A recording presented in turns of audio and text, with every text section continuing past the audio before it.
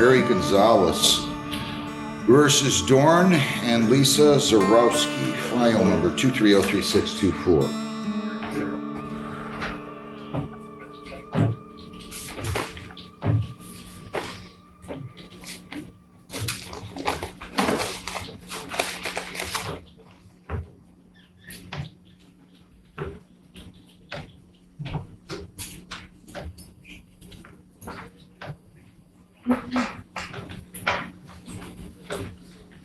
Your names?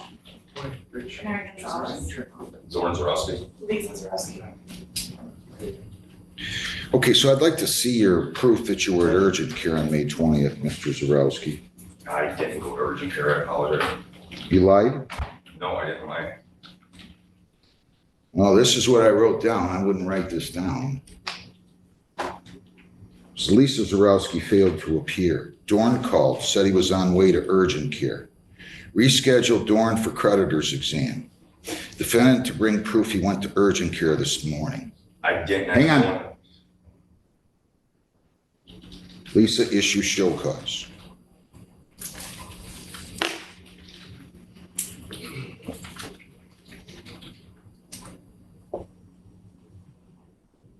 Why'd you tell us you went to urgent care? I told her I was gonna go to urgent care as soon as my wife got back. My wife ended up getting a golf tee stuck in her tire and stranded at her mom's, so her brother changed the tire. Why did you tell us you were going to urgent care? Because I planned on going to urgent care. I didn't end up going. You didn't need to She go. didn't get back till about 1 o'clock, 1:30, You didn't- actually, after hang the on. kids got out of school. Why didn't you show? Oh, I got it. Oh, So the, the bridge was the closed. T in your tire? Yeah, when I was Tea driving in down to your Meridian to take the kids to Did school. you take I it somewhere to get it fixed? I have a picture of I it too. did. Hang on. I did. Hang on.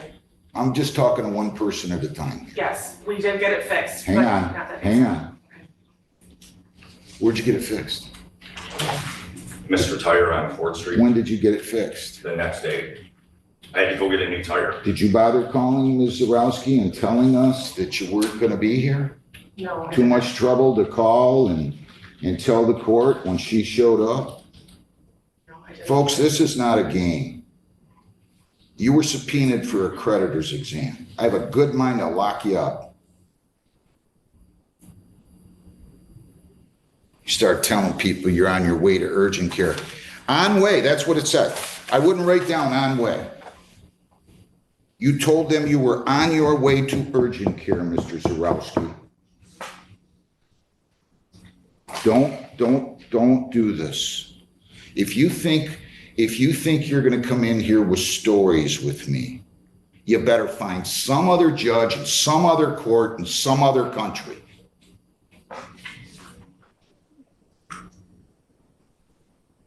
I wanna know why you didn't call, Ms. Zarowski. So I got one person calling lying and the other one not calling. That's what we have here. This is a courtroom, ladies and gentlemen. This is not a bar.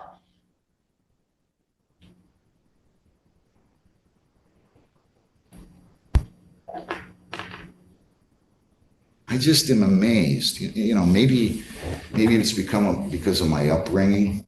You know, almost 100 years, my family's been in this profession continually, and I'm just amazed by the number of people. But you guys are not proving to be on the lighter end, you're proving to be on the top end. I'm amazed how many people have such little respect for the greatest institution in this country. There's none better, not even close. Not even close. I don't know what I'm gonna do. I don't know what I'm gonna do here. I hope you brought all the documents she requested. Yes. So I want to make sure you have your last two pay stubs, last two bank statements, you have your 23 and 24 tax returns, social security cards, and vehicle titles, right? I don't have the vehicle title. Why? I can't find it. Go to the Secretary of State and get it. You had plenty of notice. This was sent April 10th. Or is it in here? Hang on.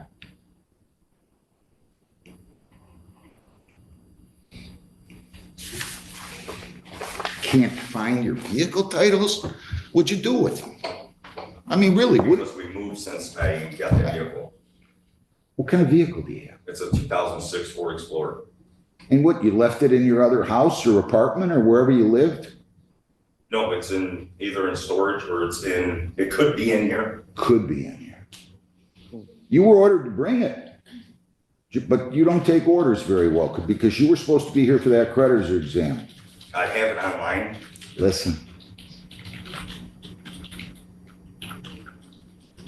I don't think you get it. I don't think you've ever gotten it. Do you realize these are court orders? This isn't a request, a suggestion. Nobody's sending you an invitation to a birthday party here. Yes, I've never missed a court date in my life. You did that day, Yeah. and you lied to us on top of that. You said you were on your way to urgent care.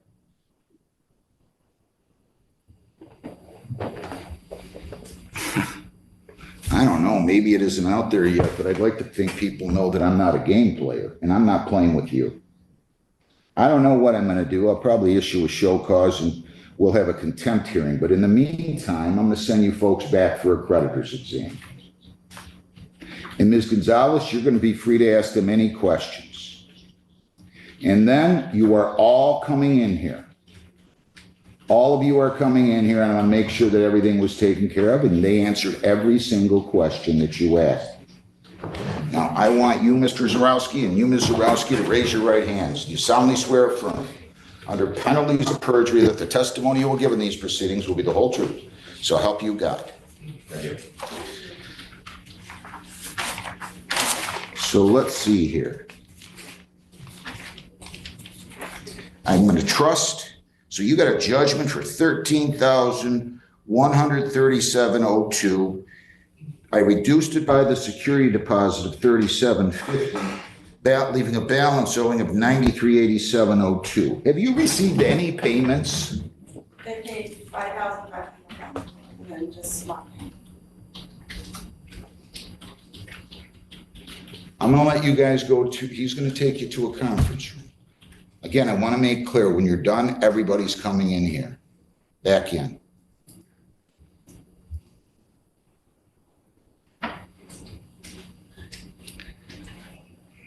If there's one thing I can't stand,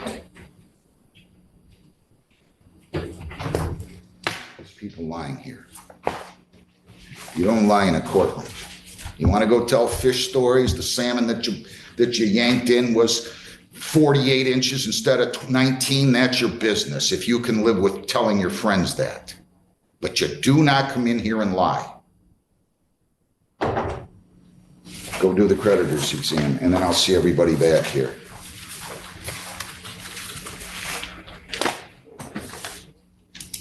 Mary Gonzalez versus Dorne and Lisa Zarowski, 2303624.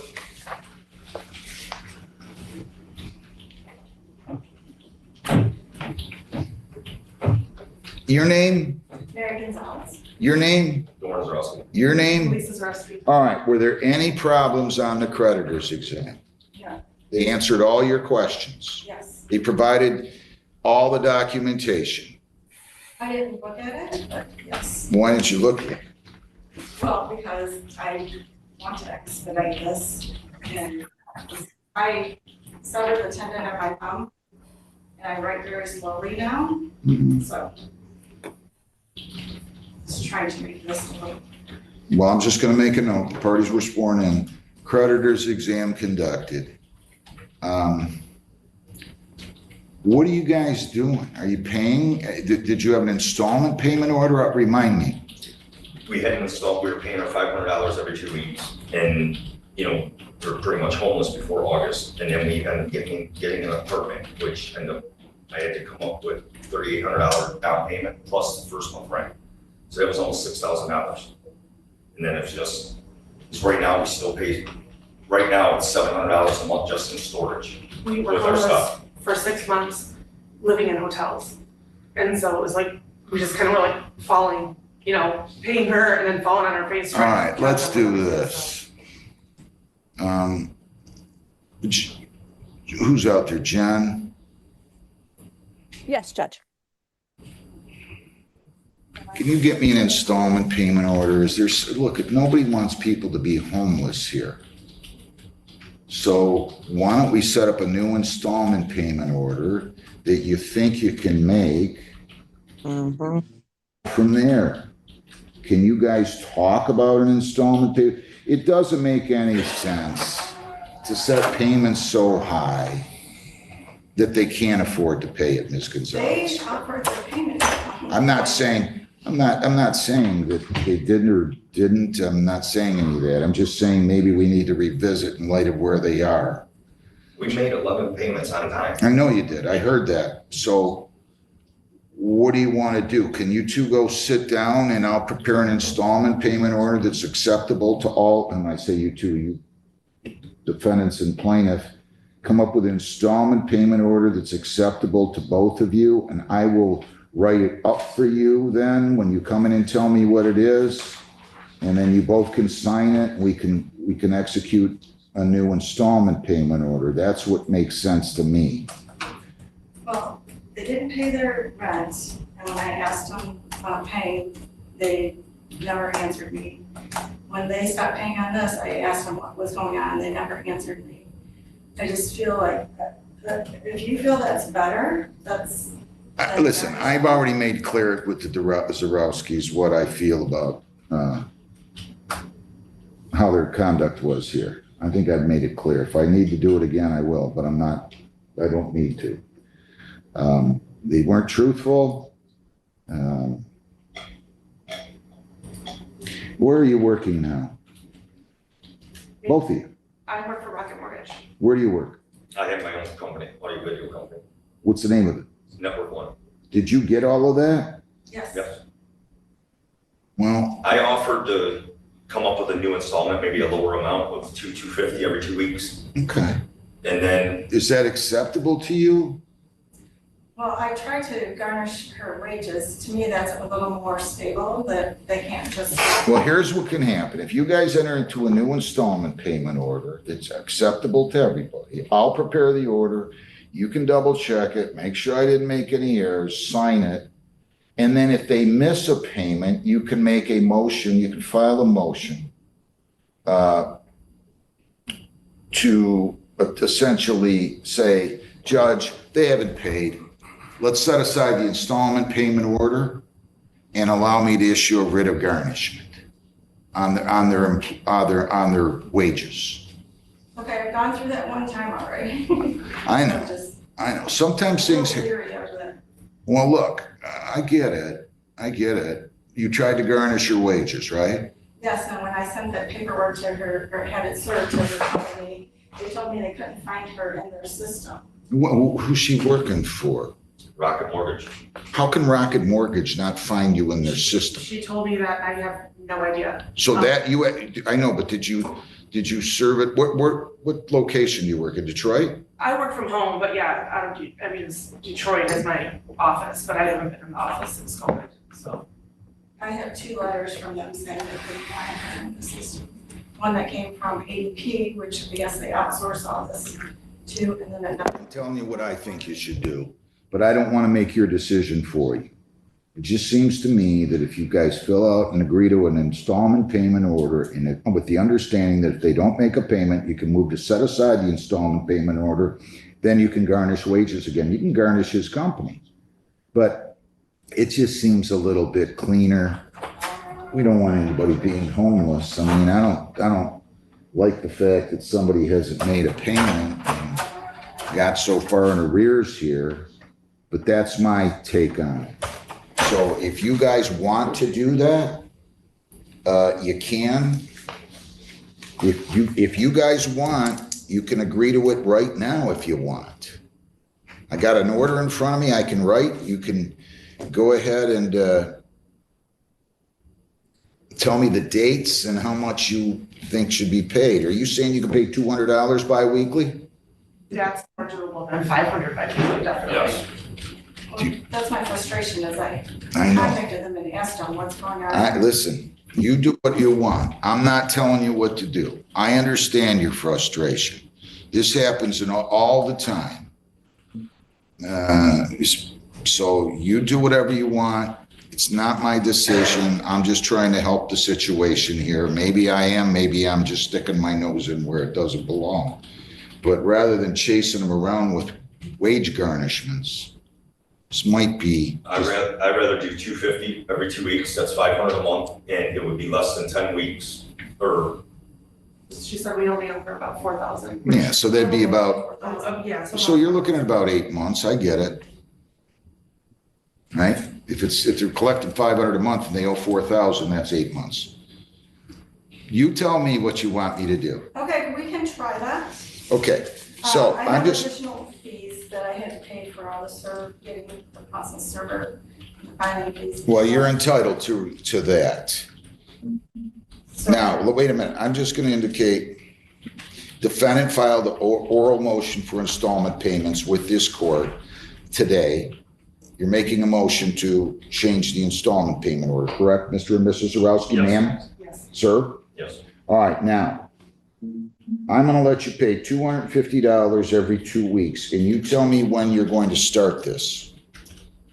By next Friday. Yeah. Okay, so I'm gonna give you until the following Monday. So next Friday is the 25th, so we're gonna make it starting July the 28th, okay?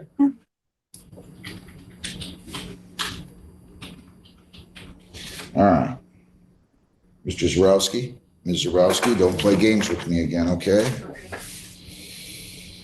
All right, so I need you. This is what I've signed or prepared on the order. I'm gonna need you both. This state court administrator's office form does not have signature lines. I'm drawing 3 lines. I've got 3 X's here. I'm gonna ask the plaintiff sign on the top line if you agree to this. And Mr. and Mrs. Zarowski, you can sign right underneath it. And then you're gonna come back in front of me and I'll have you out of here in about 10 seconds, okay? How do I add this additional? You can just, actually, you know what? How much more are you talking about? $177. Well, you just send a notice to the Zarowskis. You file with the court. These are additional expenses that have been incurred by me. And you add it to the judgment amount, ma'am. Are you listening? Yes. So you're gonna add it to the judgment amount. We don't need to do a new judgment. You don't need to be burdened with that. But if they owed you 4,000 and you got $180 worth, just say, you send a letter to Mr. and Mrs. Zarowski or an email that you copy with the court. I incurred the following expenses, put in what the expense was, the amount is to each, total it up, and say your judgment amount now is. Okay? We just fill out a form that has that final amount and then we all sign it out. I don't care, whatever you guys do, just so everybody understands and agrees, all right? Thank you. Okay, so you're gonna, I signed on the top one. you sign on the top line and Mr. and Mrs. Zarowski are gonna sign on the bottom. Folks, I hope you've learned your lesson. Don't lie to me again, okay? We understand one another? Yes. Ma'am? We understand one another? Yes. Okay. All right, let me take a look at that. Ms. Gonzalez, I hope you're not doing anything you don't want to do here. I'm just, like I said, it's. You're leery. I get it. I don't like to see people homeless either. You know what I'm saying? I mean, I would have modified that order if I'd have had that come to my attention and made it less than 500. And I understand that they agreed to it, but sometimes things change, right? Sometimes. So I'm not blaming you in the very least. I'm just telling you, I think this will work out better for you. Good luck. Thank you both. Thank you. All 3 of you, I should say. Good luck. Okay, go down the hall and we're going to give you a copy of the order. Michael Phelps versus Trenton Auto Parts. 2502198. Your name, sir? Michael Phelps. Trenton Auto Parts. Your name, sir? Richard Jazerski, third. I'm sorry. Give me 1 second. Can you please spell your name for me? Last name? Yes. Jezierski. The third. Okay, the third. Yes, sir. First name's Richard. Correct. All right, and this is, you guys talked and didn't resolve it? We talked in the hallway, we did come up with a resolution. What is it? I'm going to bring a used engine back to him, and he's gonna charge me 25%, and then I've got a credit card request to receive some money back. So I'm gonna have that fixed, and then he's gonna get a refund, partial money on it. You're going to return the engine. Correct. To Trenton all parts. Right. He's going to give you, All the money back minus 25%.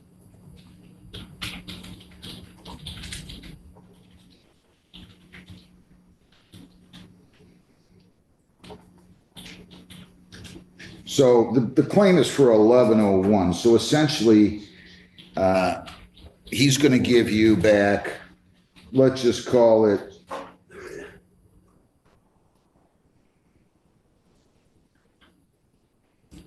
am I right that he's going to give you back $825? That sounds about right, yeah.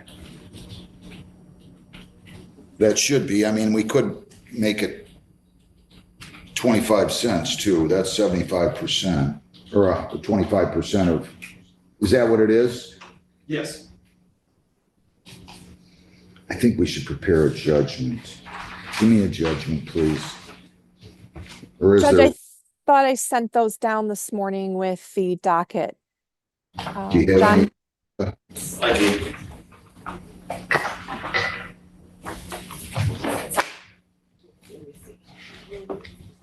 Oh, that could be it. Yeah. Okay.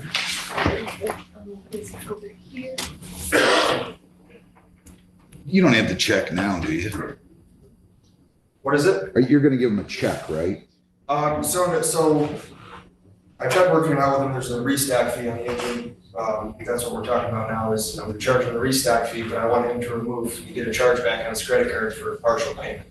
So I told him once the chargeback is removed from my account, at that point I would refund him on the engine. He would not receive anything today, obviously, until I get the motor back.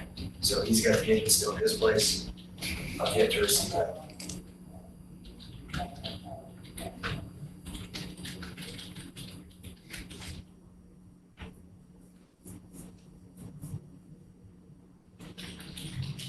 Now, are you waiving court costs? That's fine, I can wait for us.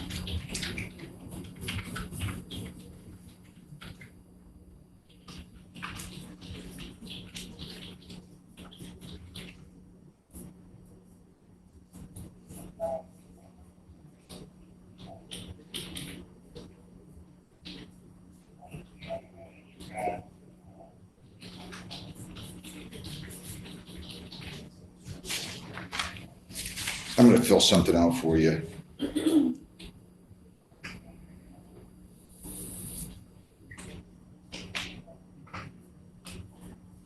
I just want to make sure that I'm incorporating everything, so I'm gonna read this to you after I'm done writing it out, okay?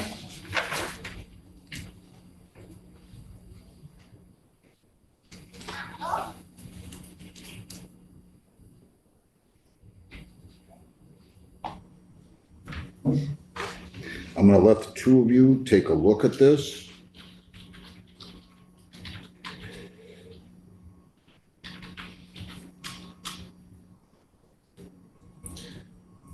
There's a place for you to approve this on the second page and date it. For whatever reason, they have defendant's signature on the top. You're the principal of Trenton Auto Parts, right? Yes, sir. Okay, so you two go out in the hall or conference room, take a look, make sure this meets with your approval.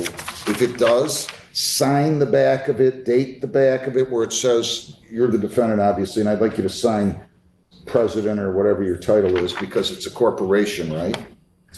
It's a DBA. Okay, well then you sign your name doing business as, okay? Yep. And then you would sign your regular name before anything else, before you leave, come on back in and we'll put it on record, okay? Thank you, Your Honor. Thank you, gentlemen.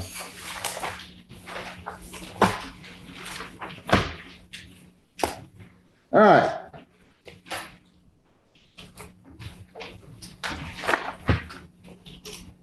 Do I have Delaney Preventure versus Theron Parks? 2502156. You know what, folks? I'm sorry. I need to take 5 minutes. I will call your case first when I come out. Just give me 5 minutes. I'll be back out here. So just stay seated. Delaney Preventure versus Theron Parks. Your name? I'm doing prevention. Your name? Karen Brooks. All right, and who is this? Karen Montgomery. I'm sorry, what's your name? Karen Montgomery. Say that again? Karen Montgomery. Theron Montgomery?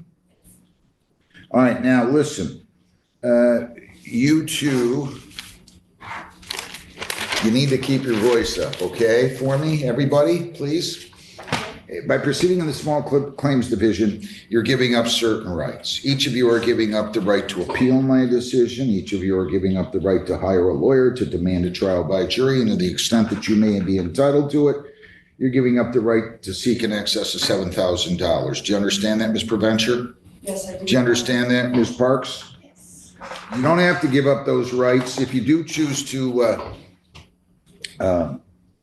you can have the case removed to the general civil division, in which case you can appeal my decision. You can hire a lawyer, demand a trial by jury, and to the extent that you're entitled to it, plaintiff, you can seek in excess of $7,000. Do you understand what I just said, Ms. Preventure? Yes, I do. Ms. Parks? I do. Do you wish to give up those rights and proceed here, Ms. Preventure? Yes, I do. Ms. Parks? Yes. All right, I'm going to ask all of you, including Ms. Montgomery, to raise your right hands. Do you solemnly swear affirm? You solemnly swear affirm under penalties of perjury that the testimony you'll give of these proceedings will be the whole truth. So help you God. Ms. Preventure? Yes, Your Honor. Ms. Parks? Ms. Montgomery? Okay, nice and loud. You got to keep your voice up for me, okay? You're soft-spoken. All right. Defendant contracted at my company billed as shoved. She purchased for $1,000 plus the cost of fees and permits, which cost an additional $275. Defendant had hired a side contractor to pour concrete for the shed, which did not pass inspection, so I had to pay an additional $535 for the new concrete, plus $400 additional labor to do the cleaning up and grading from the concrete being tore out and repoured. Is all of that true? Did you hire a contractor to pour concrete for the shed, and did it not pass inspection? True or false? I did hire a contractor, yes. It was Nice and loud, nice and loud. I did hire a contractor that the plaintiff recommended. Is that true? We were asked if we knew if there was a concrete person, and that's the person that we gave her. She was free to go anywhere she wanted. So the guy you recommended didn't do it right. Right? The gentleman that we told her about did not do it right, but she was free to. I know, I get it. Okay. Have you used him before? No, he was someone that was used on other jobs that we had been on. So it was just a construction thing. All right, you go ahead and tell me what you got to say, Ms. Perks. Okay. Nice and loud. You got to go a lot louder. His name is Danny, I can't remember his last name. Danny Palmer. Danny Kummer. Okay? He recommended, because I asked him for a recommendation, if he knew anyone. He gave me a guy named Mark, I don't know his last name. So he did the job, but apparently he didn't do the permits or something correctly. So he had to come back and redo it. To my understanding, Mark redid it because I was at work.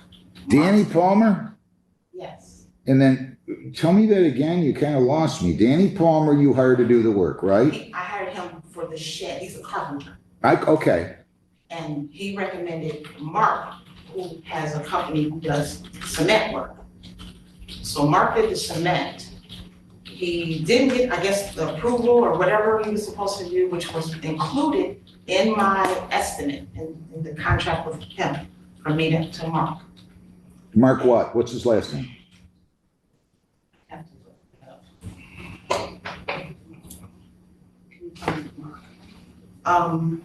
Your Honor, Danny Palmer works with me in Middleton.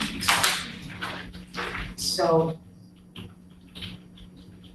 I had the contract with Mark, and it included the fees, and Danny knew that. And I even have paper, I even printed out the text messages where Danny acknowledges, oh, well, I'll have to get these fees back from him, because he knew they were included in the fees and everything for the permits were included in my contract with Mark.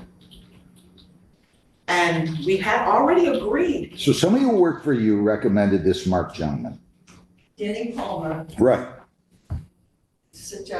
told her that. Mark. This Mark, I don't even know Mark's last name, but he told her that Mark did concrete and got them in touch. Okay.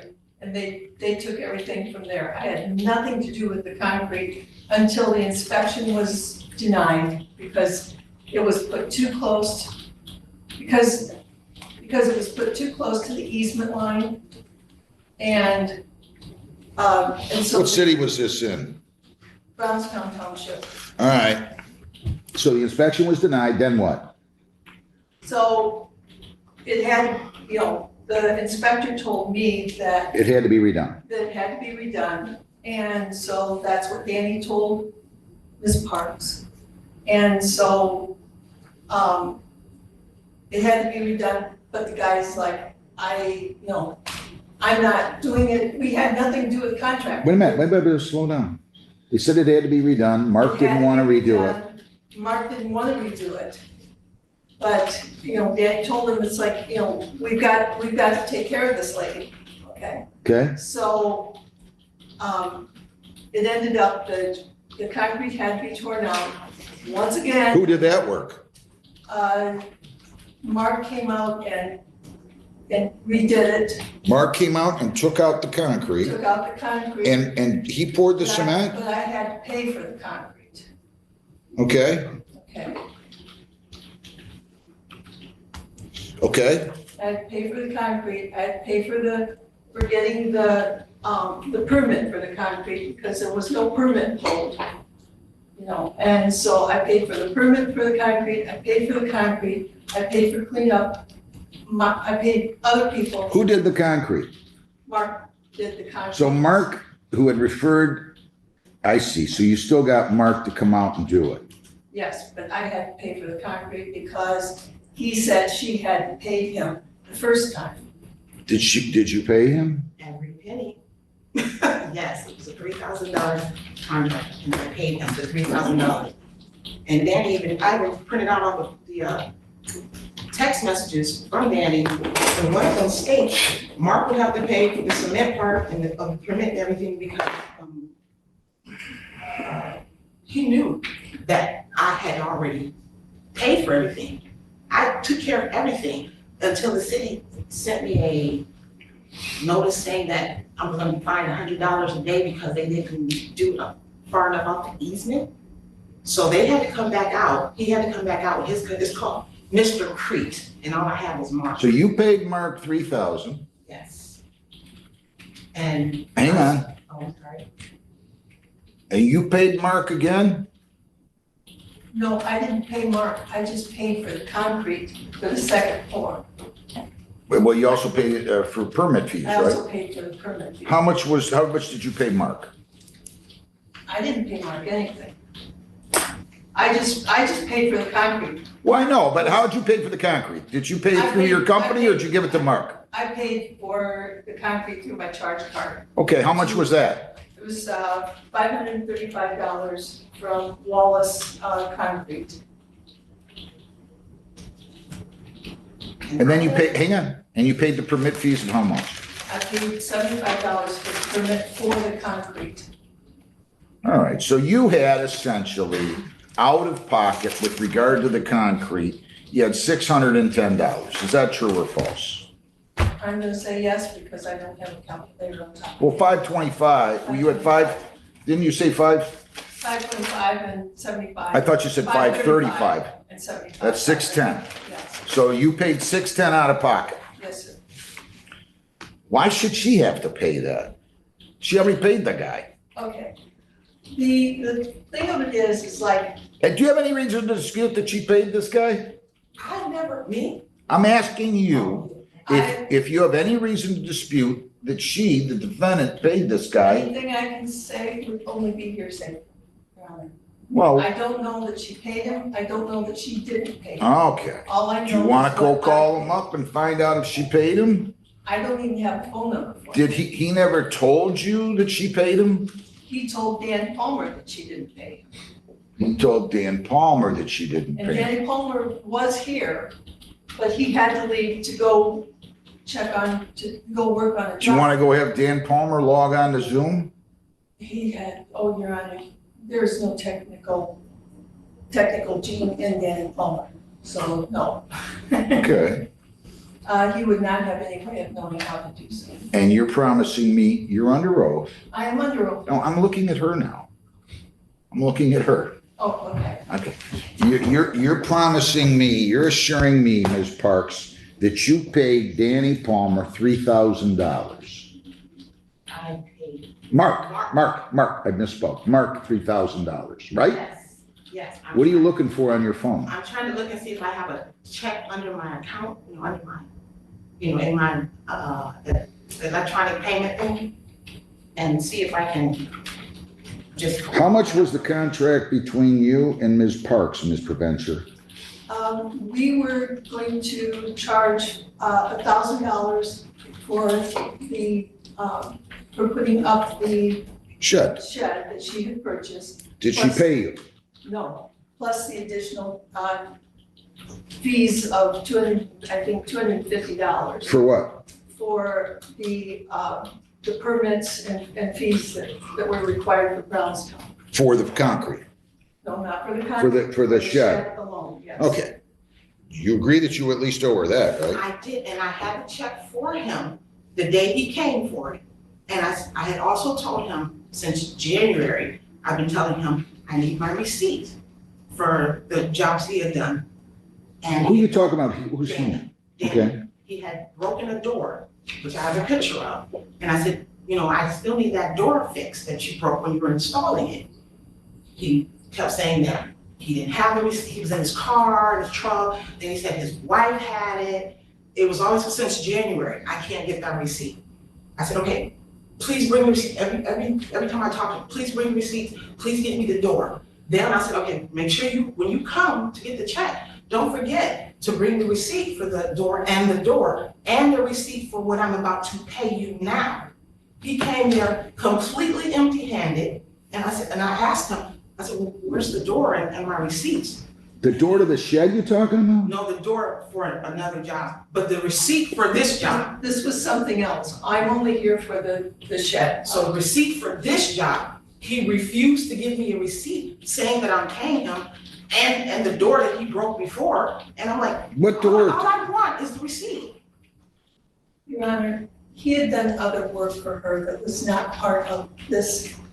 Okay, so that's between you and him, right? Yes, but even the receipt for this job, I'm like, I know. just give me the But receipt. you agree that you were at least $1,250, right? No, it was $11.75 because $75 the city of Brownstown said was for the concrete permit. I already paid for that through my But I had contract. Yeah.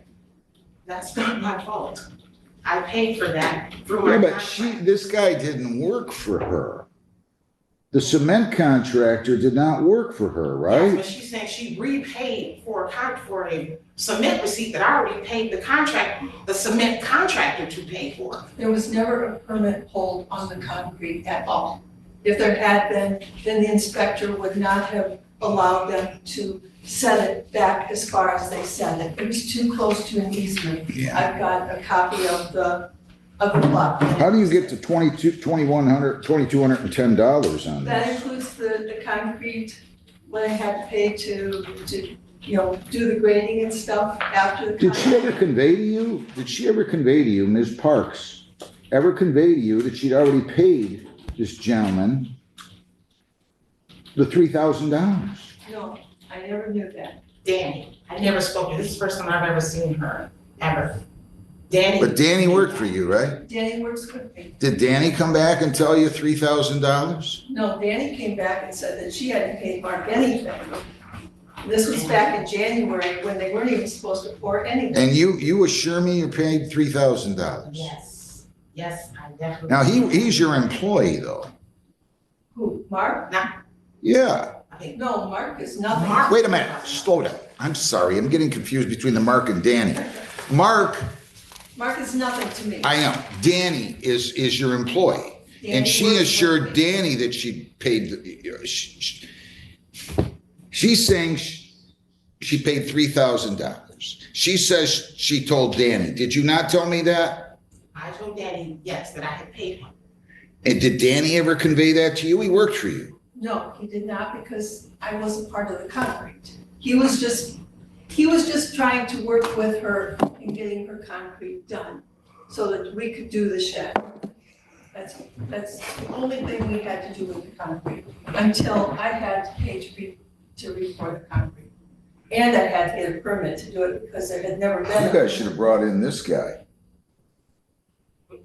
Her problem. If actually Mark was got with his Mark. money, if Mark got his $3,000 and then you're paying for it, it sounds like he didn't lose anything other than the fact, I guess, he had to pour the concrete He lost his second. reputation as far as I'm concerned, but no, as far as monetarily, he didn't lose anything.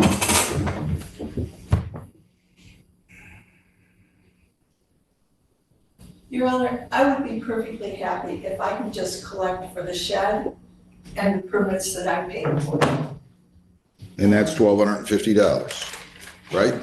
I have also received the text message that Danny even agreed that minus the $75, because I wrote it for $11.75, the check.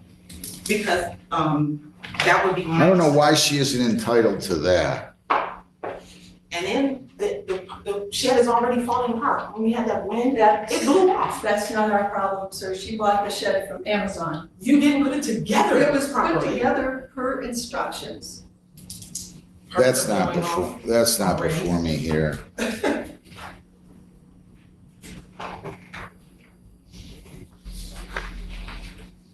But I have a copy of the letter that, from back in December, from the building department to Ms. Parks about the cement pad being in the backyard, being not in the right place and everything else. So she was aware of it, and she could have, she could have done anything she wanted to with Mark. I told I told Danny that I was going to sue. Danny convinced me not to sue. He says, let me try and handle it, and I have that in the text.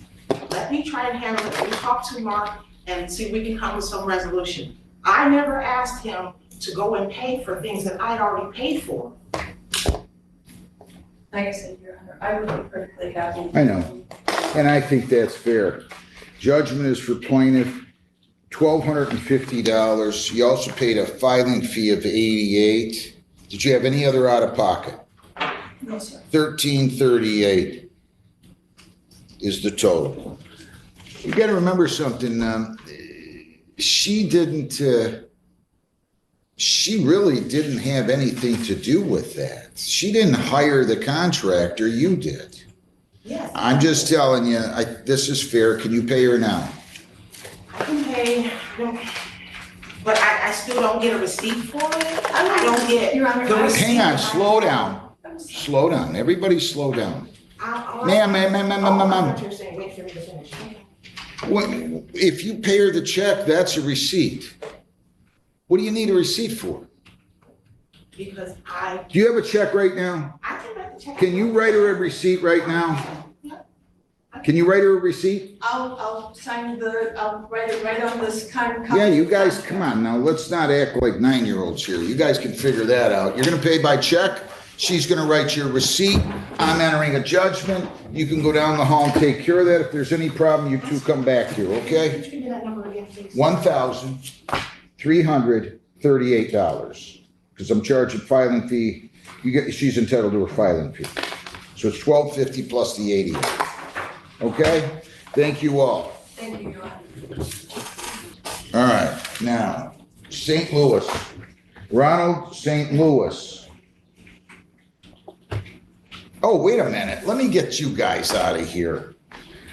Michael Phelps versus Trenton Auto Parts.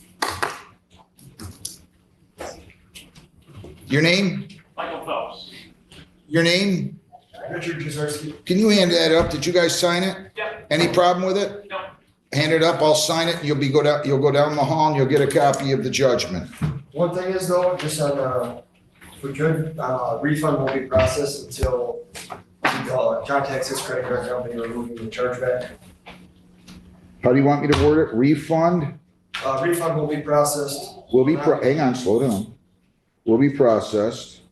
After chargeback is removed. You agree to that, Mr. Phelps? I do, Your Honor. I'll add that. I did forget to put that in. My apologies. I'm gonna go ahead and sign the order. Everybody's satisfied with this, right? Yes, Your Honor. Yes, sir. And you are? How many gold medals did you win again? None, I would have. Good luck. I know. I mean, I know. You gotta have a silly sense of humor sometimes. Ronald St. Louis versus Brian Marshall. Have a good day, guys. Your Honor, Hang on. if I may, back on the JP Morgan Chase and Jokella, Linda just looked at 8:30 this morning. They e-filed a stipulated dismissal, but I'm not gonna a stipulated order.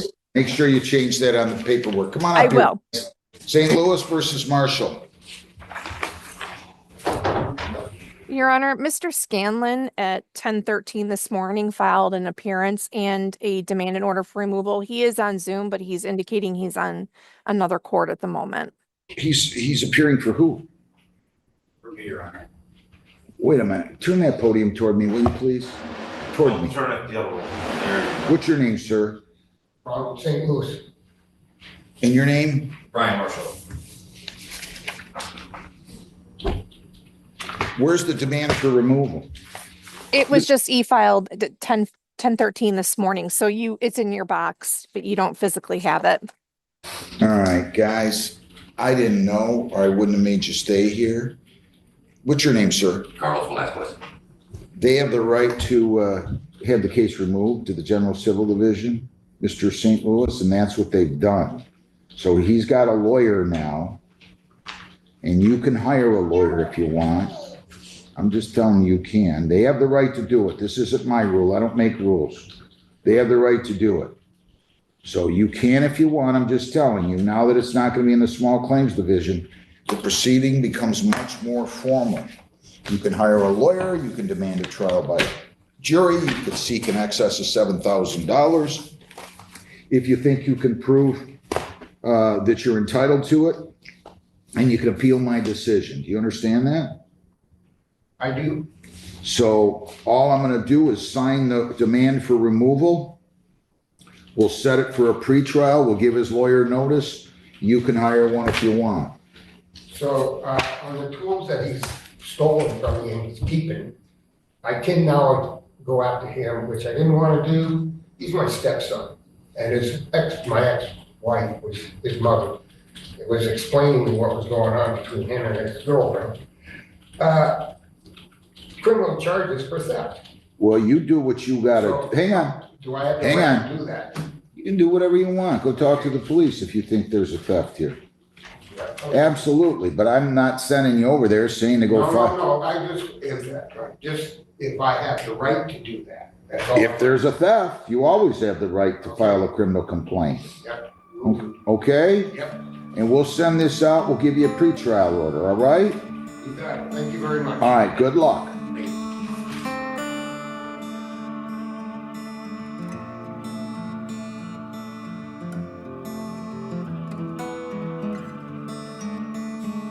Good morning, everybody. Today is Tuesday. I have myself, July 15th. It's probably somebody's birthday today. Who I don't know, but happy birthday if you're born on July 15th. I have just a couple of arraignments this morning. And then we have pre-exam conference, which aren't too many. And then we have some show causes regarding money.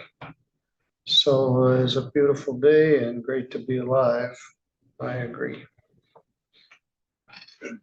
Very pleasant drive in this morning.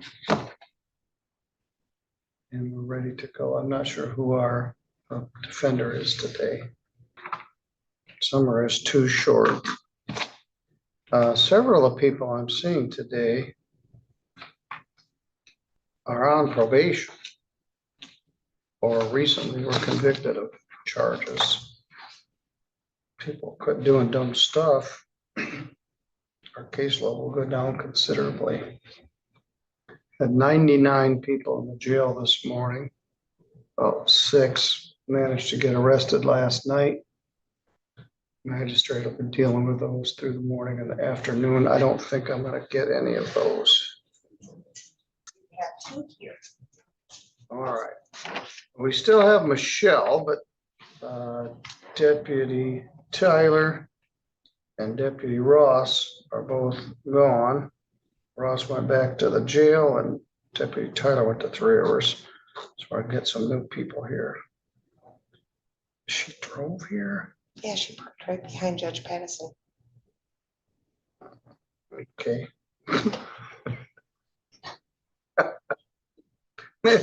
Have good old Judge Patterson back his truck up. All right, it's in a category of I do not care. Keith is talking to both of them right now. Any sign of Mr. Cap? No, sir, not yet. All right, thanks. First person I'm going to call is Nicholas Crotzer. Mr. Crotzer, would you come forward, please? Right here at the podium, right there. Somebody's got to be first, and then they always figure, okay, and everyone else knows where to go after you go. Good morning, sir.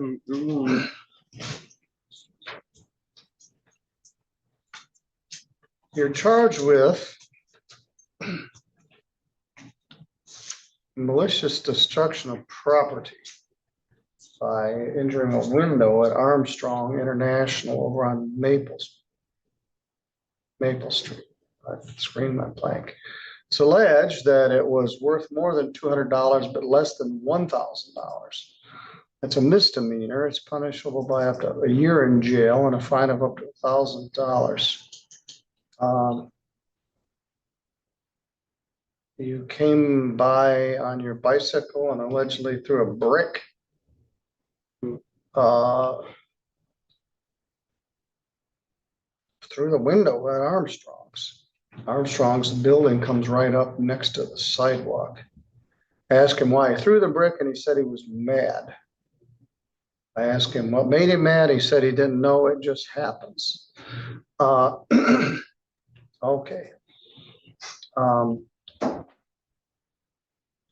Mr. Crotzer, are you on probation or parole anywhere? No. Mr. Stickley, have you had a chance to discuss this with him? I did, Your Honor. In this case, we would ask that the court honor a plea of not guilty on his behalf, and it would be appropriate here to appoint counsel. All right. According to Jenny, I'm supposed to set things for August 15th. I think I'll set this one for that date. That'll be on Judge Patterson's docket, but you can handle it. Mr. Crotzer, you live on Maple Street? Yes. So it's not far from Armstrong's? All right, Mr. Crotzer, there's more going on here than is apparent to me. Are you receiving any services from Pivotal or anywhere else? Yes. Do you have a caseworker? Yeah. Okay. Well, we'll explore that further. I'm going to give you this information. They're going to take you out to the counter. The clerks will give you your lawyer's name and number. I want you to call that lawyer, make an appointment to discuss it with him prior to your pretrial on the 15th of August. The defense attorney will get the police report, get your background, get more information, what this is about. This is a little scary. This guy was in the room and the broken window was broken and the brick landed right at his feet. So I'm not sure, but like I said, there's more to the story than I can see. So you go with the court officer and we'll see Judge Pattison on the 15th. All right, good luck. Cassandra Gonzalez. Good morning. Morning, Are you Cassandra Lee Gonzalez? I am. Ms. Gonzalez, you're charged with driving suspended. It's Juan Gonzalez. You don't want to have his charge. It's alleged that on June 25th at Michigan Avenue and Wood Street, near where you live, you drove with a suspended license. That's a misdemeanor, punishable by up to 93 days in jail and a fine of up to $500. Also requires that your license be suspended. When I was a kid, there was a gas station on that corner called Nick's Gas Station. I rode my bike down there, put some air in the tires with the tire thing and rode home. My tire exploded. My tire popped about 50 feet from this gas station in the corner, right on this corner. It was only about 70 years ago. At any rate, Ms. Gonzalez, you're on probation right now for an assault charge. And one of the conditions of your probation is you're not to drive a motor vehicle. I mean, you're not to commit any violation of law. Your driver's license is revoked because you have 2 recent drinking driving convictions from 2023.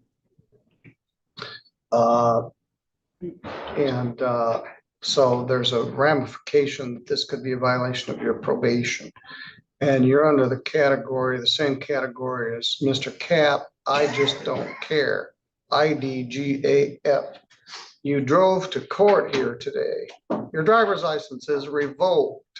You're on probation for an assaultive crime, and you drove to court and parked right behind Judge Pattison on the street out there. So I'm of a mind to just put you in jail right now and set it for a pretrial about a month from now and see what you think about that. Your Honor, if I may, there's some documentation that would be entering a not guilty plea on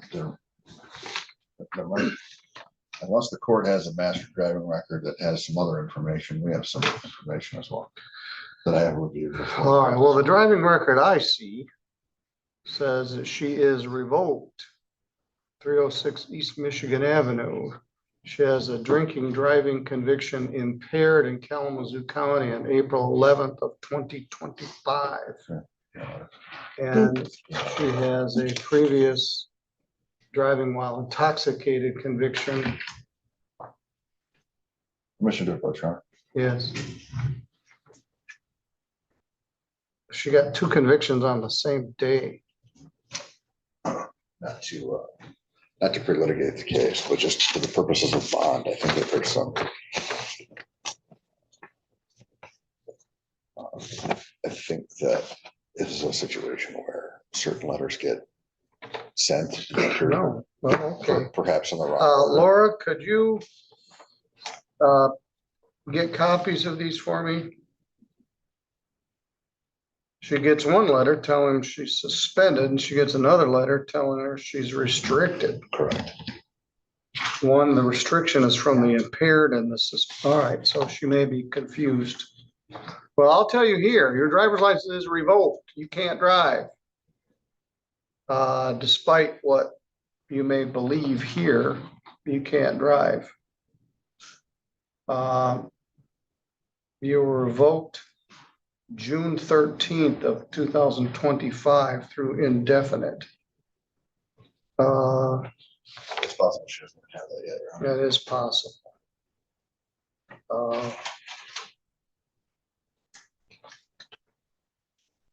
We'll provide a copy of those to the prosecutor.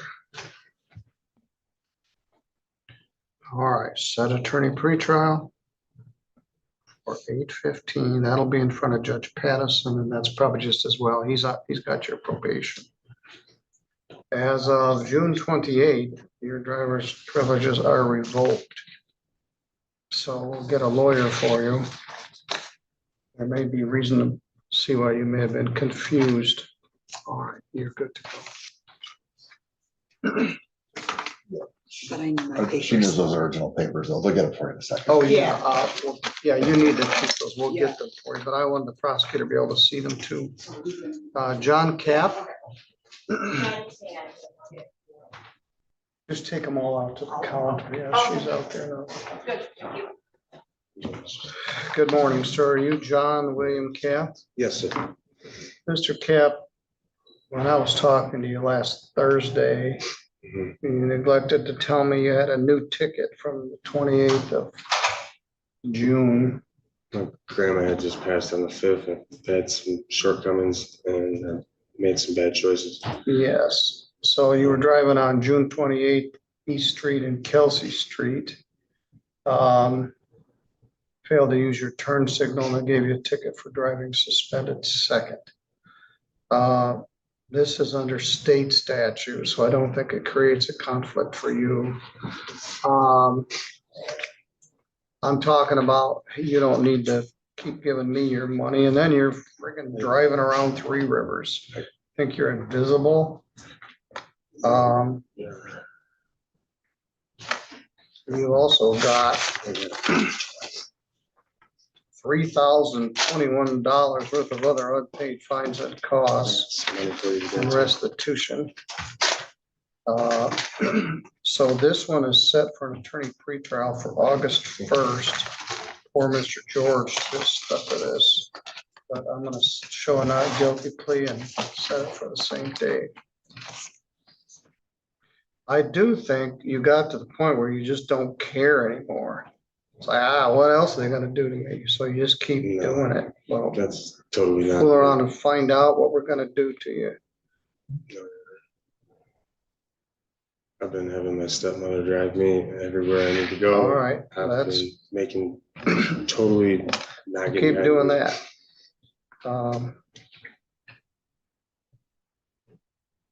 I meant what I said. You got better things to do than keep coming in here and paying me money. And I'm telling you that, and then in the back of your mind, you know you had this other ticket. If I'd had my ducks in a row, except it was very busy, I would have arranged you then and saved you a trip. But I don't know if the ticket hadn't made it here or it hadn't come to my attention or it did and I didn't get it. But anyway, I could have done this last Thursday, the 10th. Anyway, everything is set for August 1st. Poor Tim George is your lawyer. Stop driving. Yes, sir. You go to the court officer. That's fine. Alexis Emerson.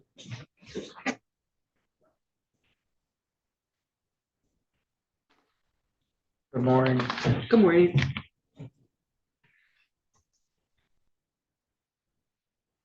This is another one. The First lady was on probation. Mr. Cap's got charges pending. And you're on probation for operating while intoxicated with a minor in the car, and you get this driving suspended case. So nobody cares about anything anymore.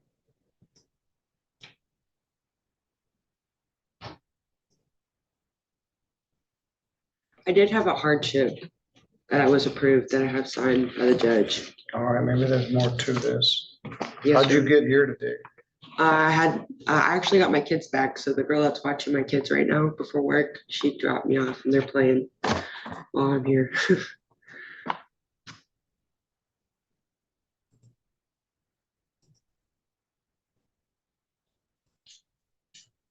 You got this ticket on June 30th.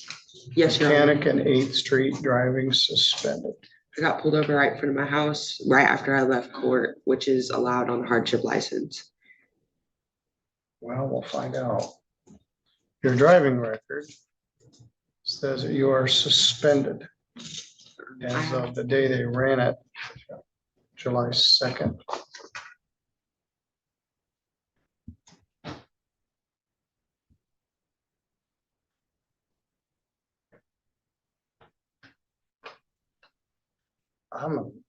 You had an applied consent from March 5th of 25 through March 4th of 26.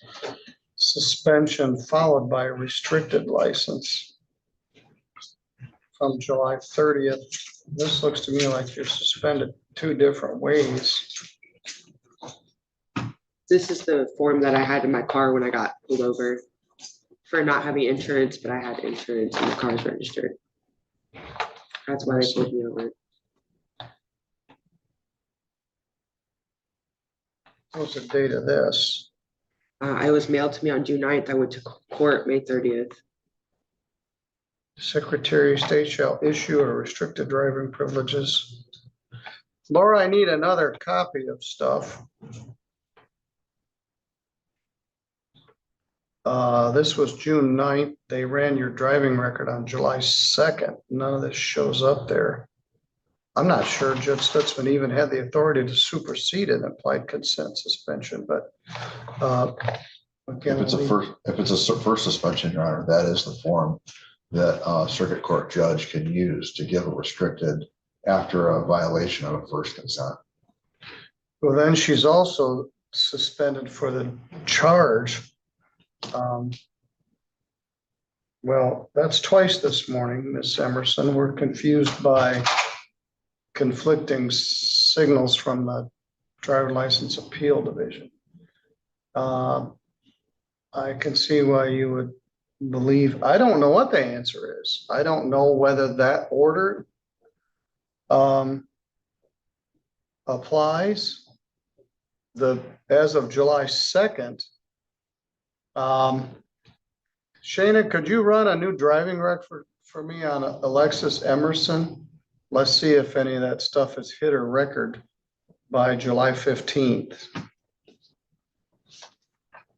Who's your probation officer? Matt Huff. All right, I want you to stop and see him today before you go. I will, Your Honor.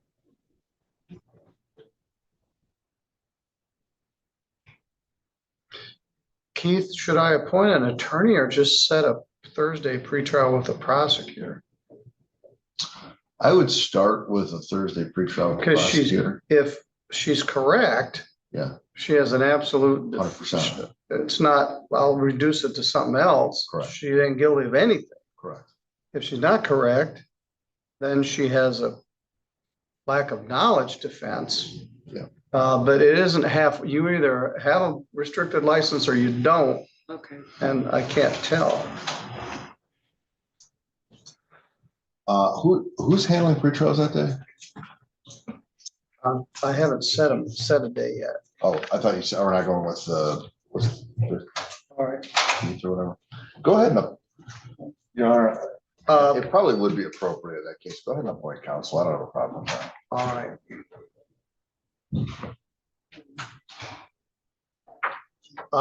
Shayna, I don't know if you got my message. Just put it in the file. All right, very good. You're so fast. All right, Miss Emerson, let's look at your driving record as of now.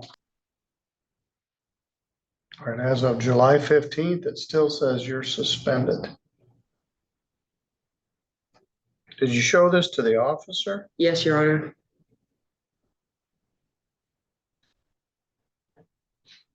All right, we'll set an attorney pretrial for September 5th.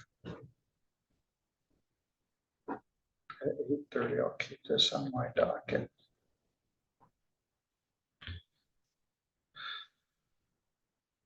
All right, we'll appoint an attorney. Who was your previous attorney?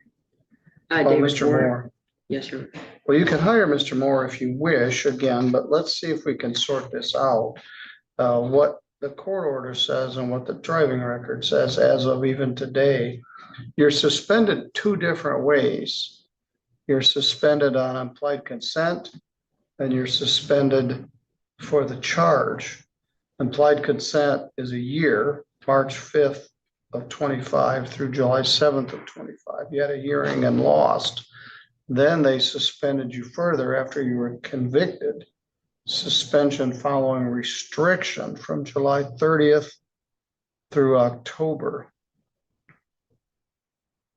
So I'm not sure which order supersedes, but we'll see if the prosecutor and your attorney can figure it out. We'll make sure the prosecutor gets a copy of that. The court officer will take you out and we'll get an attorney to help you with this. I don't know what to tell you regarding whether you can drive or not. That order seems to say it, but apparently didn't impress the officer. Because when they run your lien, as of even today, it still shows you're suspended. So one option, although it's a giant pain in the neck, is you could go into the Secretary of State's office and show them that order and see what the deal is. But I don't know, I can't tell you, you're not gonna get another ticket tomorrow for doing the same thing. I wish I had a better answer for you, but we'll get a lawyer and see if we can find an answer. Okay, thank you. All right. All right, Mr. Gonzalez, will you come up and have a seat?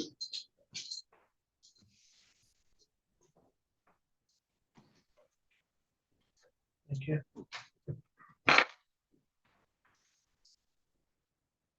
Good morning, sir. Good morning. Are you Juan Ramon Gonzalez III?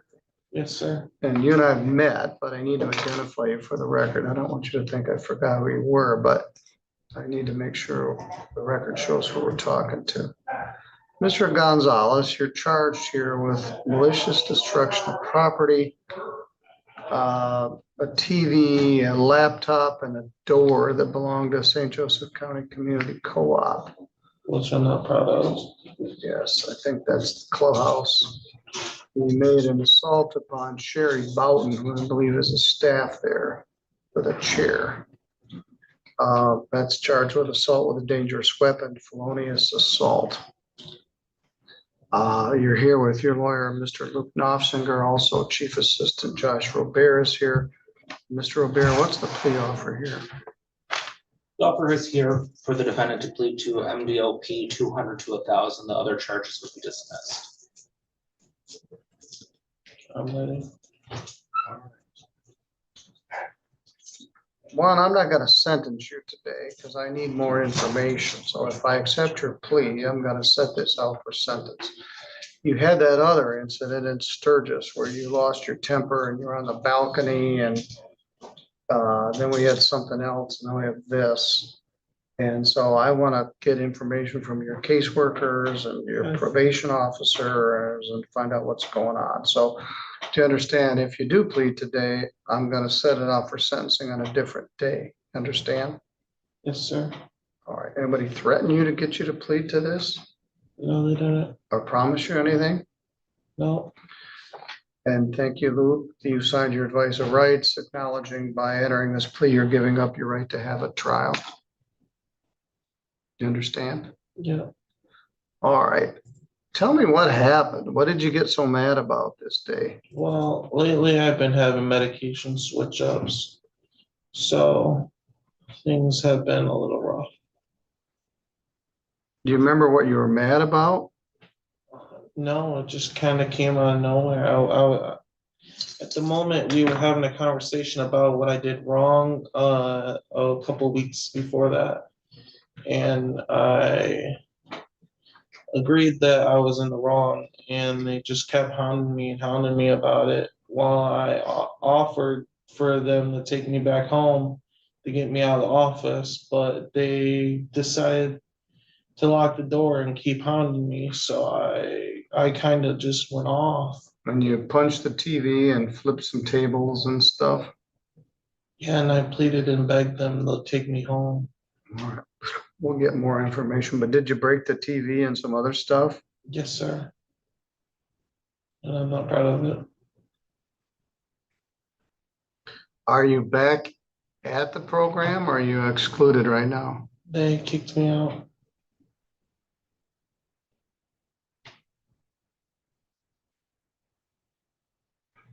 You've got your lanyard on. Do you have a ID or something on there? I have an ID on me. All right, but that's not for that program anymore. So you're just out of the program? Well, that's not a good solution ultimately because you need services. I I'm gonna ask, were you on probation before? You No, were- I've never been on probation. Oh, you were on some sort of a deferred status, but you weren't on probation? No. Do you agree with that? Correct, he's only had the one incident and he was not on probation. Okay.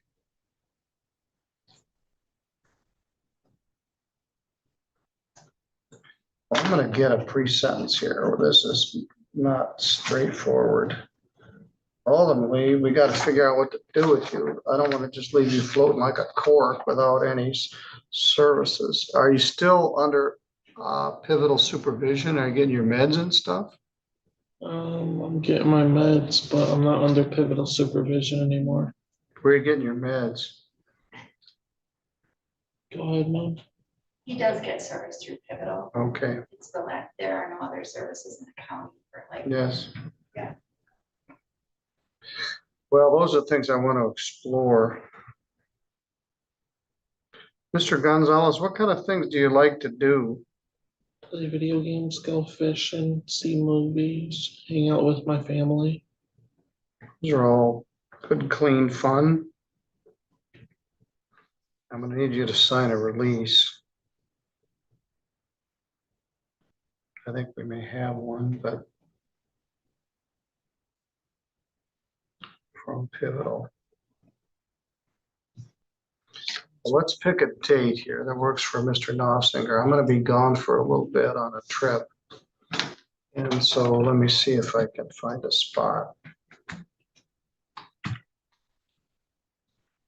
Which then there's a judicial conference, which further complicates things.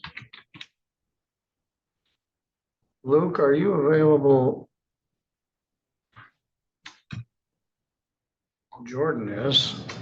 Wednesday, August 13th.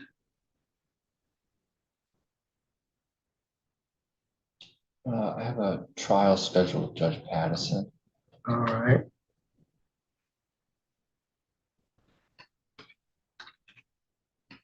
Yeah, those times are filled up. Sheesh.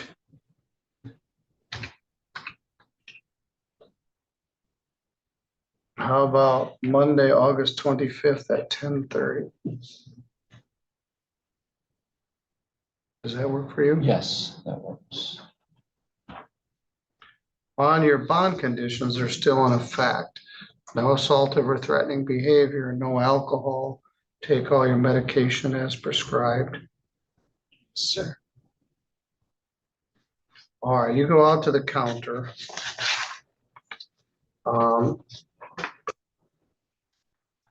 And we're gonna get more information from Pivotal and from you and get the facts, and there are probably some restitution issues about how much all this damage was. So I'm gonna get a full-fledged pre-sentence report. I trust my probation officers, and the probation reports are often very helpful. So I'll see you in a couple weeks, okay? Yes, sir. Thank you, Judge. All right, thank you. Good morning. Are you Ryan Michael Koulatn? Yes, sir. Here with your lawyer, Caitlin Locke? Correct. All right, Mr. Koulatn, let's talk about this. Where are you from originally, sir? Portage, Kalamazoo. Because you're not on my radar. No, it's 13. They are now. You got charged with operating while intoxicated, third offense. Hoffman grocery store parking lot on July 1st. The reason I said that is I'm the sobriety court judge. And my radar goes off when I see a case like this. Operating while intoxicated, third offense is a felony. It's punishable by up to 5 years imprisonment. I'm looking for your driving record, but the thing's frozen. Anyway, you posted a $15,000 surety bond. Is there a driving record in there, Shayna? I can't find it. At any rate, Ms. Locke, what are we asking to do here? Thank you, Your Honor. We have been provided an offer, that being operating while impaired. You can see though he's charged with a third offense that his first two is from 1998 and 2000. So it's been a significant amount of time. On top of that, there are some serious issues with this case in regards to Fourth Amendment issues as well. Kate Ryan Koulatn. That's Koulatn, Your Honor. Koulatn, sorry. Yes, thank you. There are other significant issues in regards to the actual, I guess, interaction itself. For that reason, like I said, there is an offer for impaired. We are strongly considering that. However, I also need to review that driving record. There are some questions that I have in regards to that and how an impaired driving could potentially affect that. And so for that reason, I am requesting a 21-day waiver.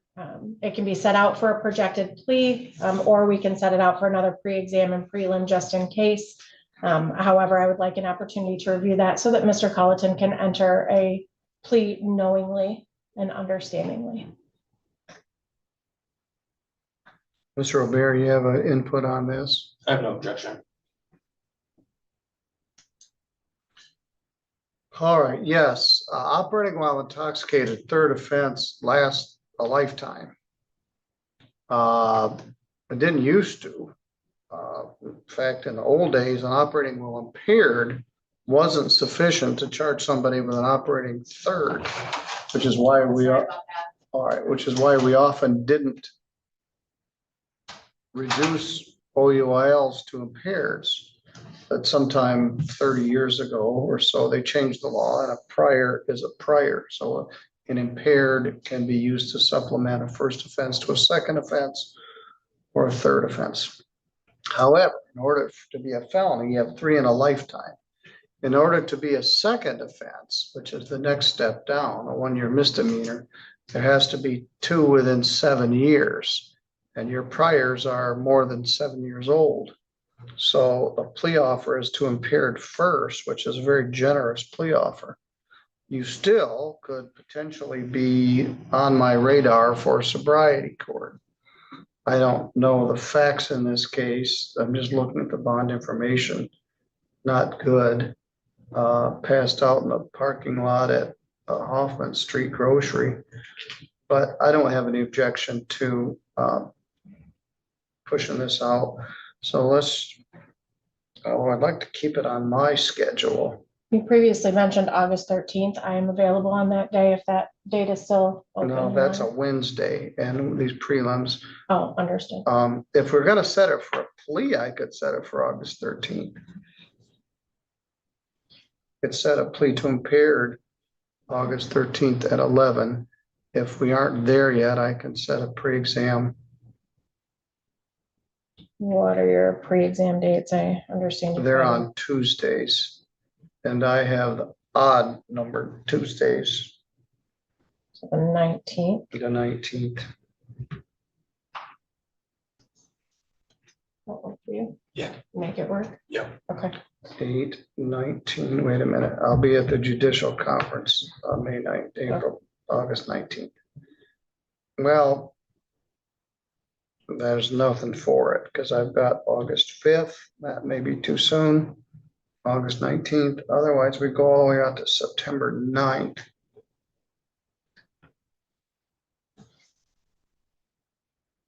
We'll set it for August 19th at 8:30. PEX at 8:26 at 1. Potential sobriety court case. And Your Honor, when you say sobriety court, you're talking probation for an impaired? Yes, although he may not need it. One of the benefits of sobriety court. Good morning, gentlemen. Good morning. Welcome to your first day here. I know you, but I've only talked to you on the phone. So it's nice to see you, Joe. Thank you. Got our new corrections bailiff staff starting today. With 2 and 7 years, your driver's privileges are revoked. This will show just as a plain old impaired, which would probably allow you to keep a restricted driver's license. in which case you might not need sobriety court to get your license back. But it looks like anybody who's passed out with a pint of Bacardi in his lap in the parking lot and has 2 priors has a substance abuse issue. And that's what sobriety court is about. There's also the possibility of plain old regular probation. There's also the possibility of jail. But we won't make any of those decisions until after you enter the plea. Is fines and costs also a possibility, Your Honor? We don't do that. We just do jail or probation. Yes. Fines and costs, probation, jail, Prison. flogging. We have All right. so many options. Yes. Our options are essentially fines, costs, probation, and jail.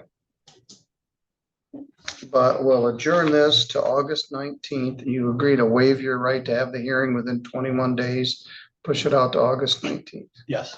And we just raised some issues. There's issues from Secretary of State.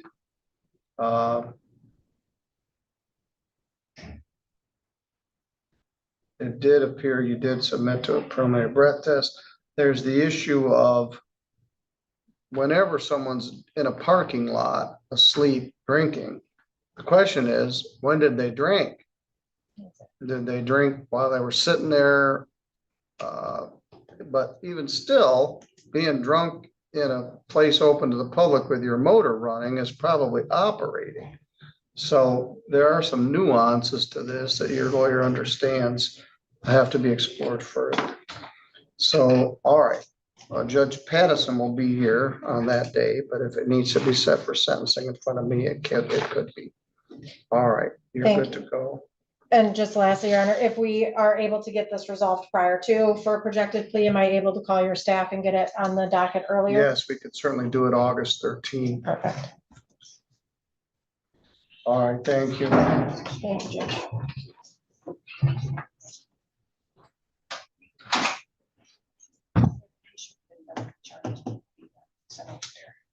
You should have. All right. Would you send me an email to that effect so I can share it with Tim and with Good talking to you. the prosecutor? Let me see what's this. Jordan, I've got a misdemeanor plea. Let me take that. It's a free trial, and then we'll address your 2 cases. Unless we've got, well, first, let me ask, what are we doing with your 2 cases? I have 3 set this morning, Your Honor. One gentleman is in custody. That's going to be a plea. And then the other 2 are on bond. Kummer, Adinger, and Weeks. Correct. There's Kummer and Mr. Weeks are present in the courtroom. Those will be pleas today. And Mr. Adinger is in custody, and that will be a plea as well. All right, let's start with Samantha Kummer. Would you come forward, please? Good morning, Mr. Keel. We'll deal with your case in just a moment. Good morning. Are you Samantha Megan Kummer? Yes. You're charged with resisting obstructing a police officer. We get lots of these. It used to be a misdemeanor, but now it's a high court misdemeanor. It's punishable by, well, it used to be a high court misdemeanor, now it's a felony. Up to 2 years. Let's go. Look at this, the actual complaint.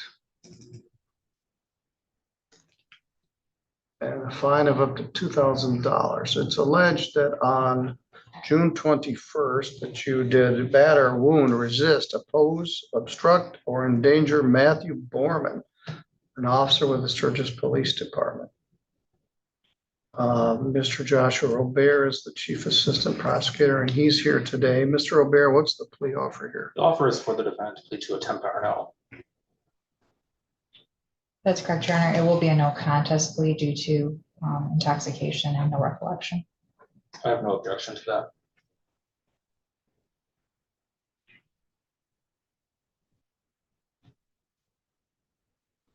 All right, Ms. Kummer.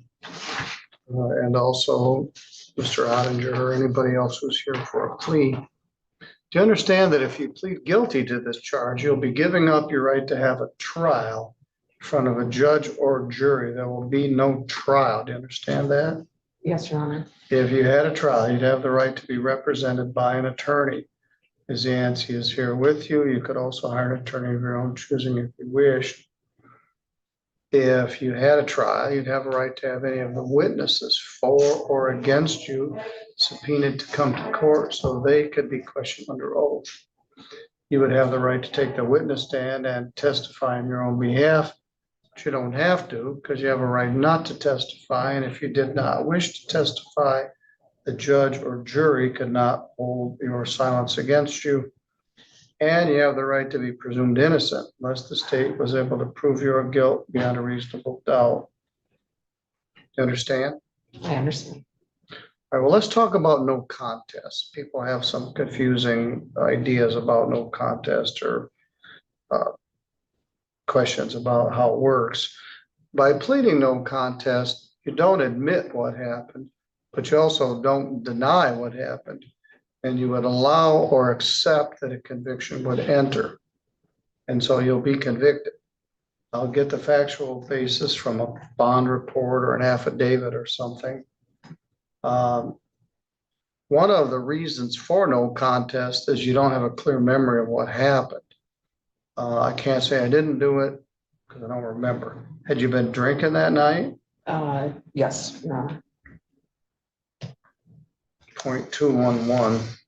That'll do it. What were you drinking? Spiced rum.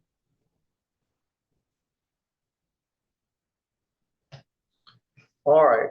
This is a little confusing here, but it starts out at 2:29 in the afternoon on June 12th. June 12th was a Thursday.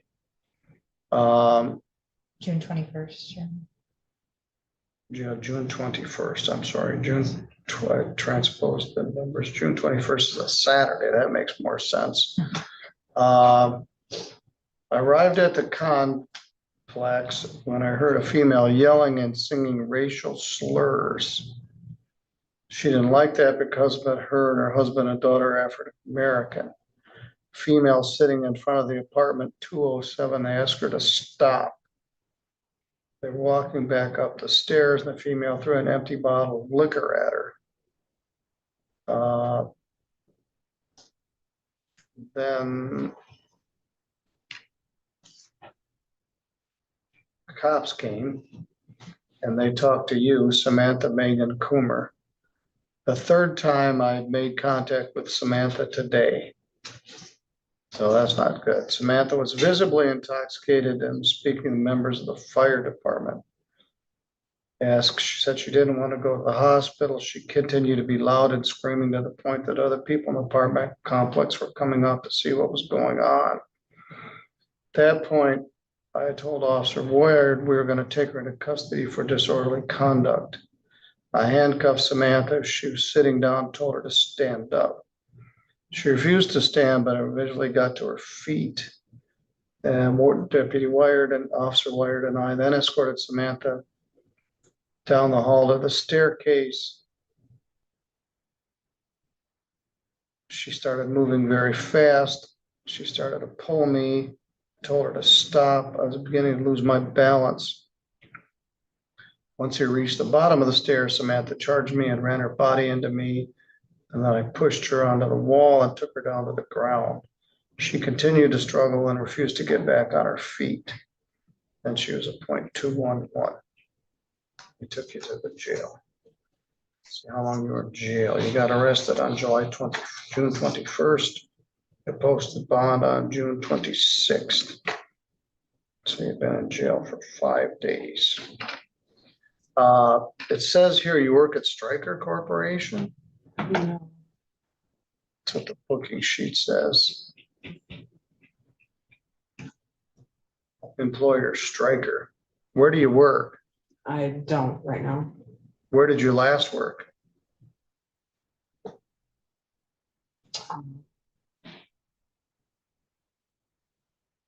Sorry, I was trying to remember the corporate name, but the Acres place in Leonidas. She was in home health care. Yeah. At the adult foster home. Your arm is in a sling. Is that a result of this? Yes. She does presently reside in Ionia, Michigan. She is also addressing her substance use as far as alcohol and is attending AA meetings multiple times a week up in Iowa, Michigan, where she's got a strong support group.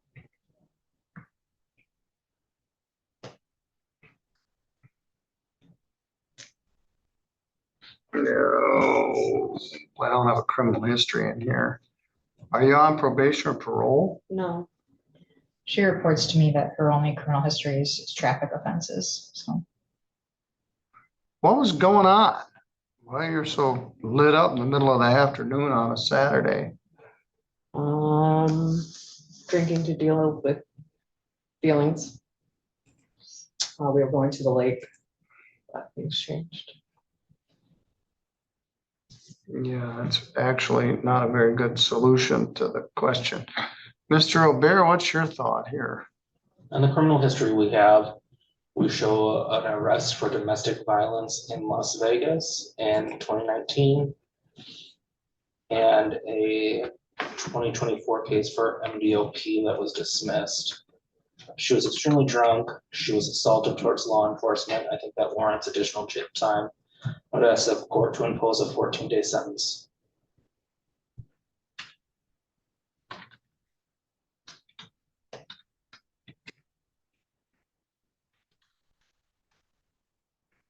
Yeah, Your Honor.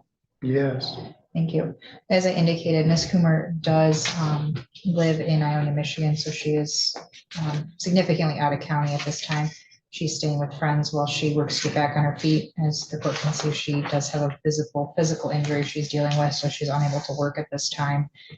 She reports to me that she has interest in getting back into home health care if possible. Obviously, this conviction could create a hiccup there. However, she did serve 5 days. She doesn't have any significant criminal history. Ms. Rivera did cite arrests, but those either resulted in dismissals or no further action. So I'd ask for time served, fines and costs, and let Ms. Kummer return to Iowa. My understanding she was in the area because she was staying with family in Sturgis, her father, and he also has a significant substance abuse history and just not a good combination, but she's removed herself from that situation and I don't anticipate the court will see her again. That would be good. There's also the racial component of this. You're trash talking some people because their skin is brown, which started all this. That offends my sensibilities. They've been there 3 times that day to deal with you.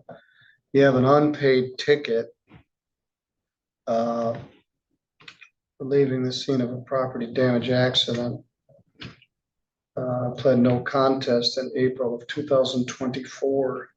Those are sometimes drunk driving cases that got away. You paid $20 and that I don't believe you ever paid any more. We haven't seen anything since May of 24. So you have outstanding fines. You haven't paid. You were a giant pain in the neck to the Sturgis Police Department. You were racially embarrassing these other folks. And you want to just go away, which may be good. I don't think this is a probation case. And if you do live in Ionia, maybe that's a good fit.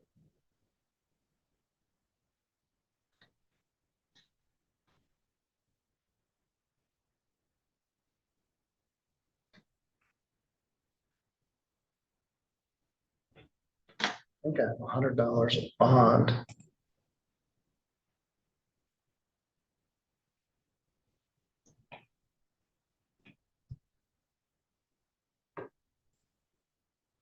Yes, I do.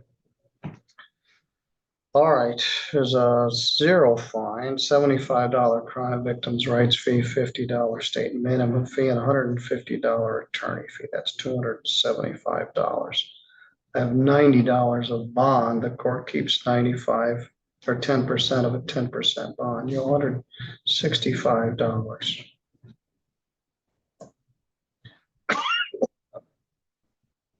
Or 3 days in jail. I'm not going to chase you for it. I'm going to order 10 days in jail, credit 5, leaving 5 days to serve, which you're gonna start right now. This is a consequence of that drunken Saturday afternoon and not paying your previous court fines. So you can go to court officers. If you have a pet, do you have pets? Is there someone there to take care of them? All right, you can go with a court officer. Let me give you the envelope. Somebody got to bring you $165, so you got to do 3 more days. 8-6. All right. Now I'm gonna wipe out that unpaid ticket with 5 days jail, so you won't owe any money on that ticket. It's all over the shoulder. In front? Yes.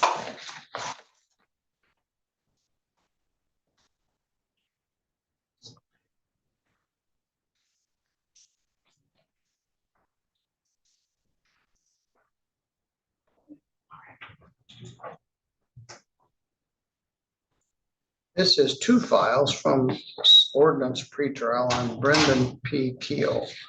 In file 25976, Mr. Keel is charged with no insurance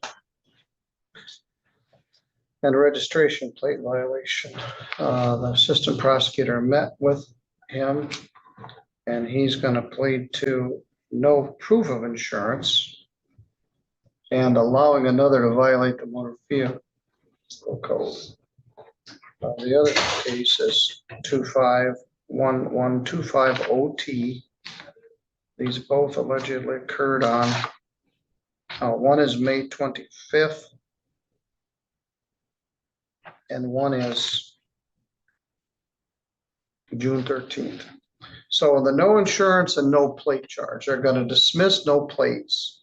They're going to reduce no insurance to no proof of insurance, which takes her from a 1-year misdemeanor to a civil infraction punishable by a fine of up to $150. You understand? Mm-hmm. Yes. You have to speak your answer. Sorry.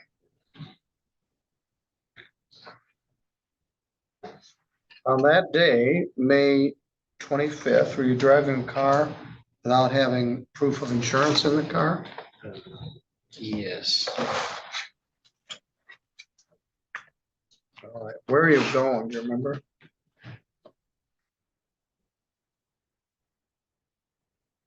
Let me look at the ticket. Maybe that'll help.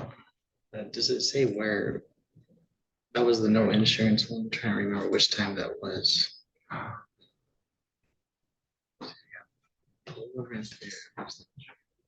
That was 976. Oh, I was on my way over to Mendon going to my grandma's.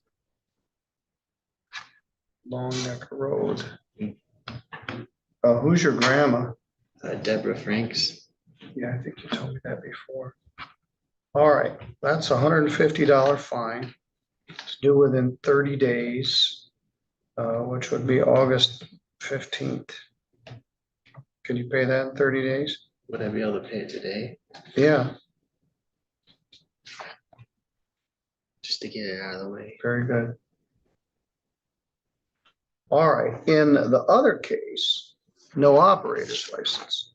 That's a misdemeanor. It's punishable by up to 90 days in jail and a fine of up to $100. Carries 2 points. And it goes on your driving record and could affect your ability to get your license back. Prosecutor Camfield has agreed to reduce that to allowing another to violate the motor vehicle code. That one carries no points. Doesn't go on your driving record and won't affect your ability to keep or maintain your license. However, it is a misdemeanor. It's punishable by up to 90 days in jail and a fine of up to $100. You understand? Yes. Now, you were in here when I went through the advice of rights with several of the other people to understand that by entering this plea to this misdemeanor, you're giving up those rights, including the right to have a trial. Yes. All right. Where were you going on this June day? Let's take a look at this one. Is that the one where I got pulled over for no license? Yeah, let's take a look at this ticket. I was on my way over Armitage and West Street. Without valid license. Let's take a look at your driving record.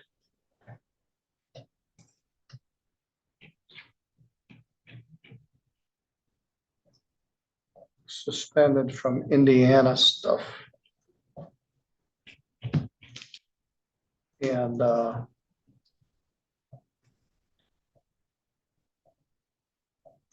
is now has progressive, you have insurance.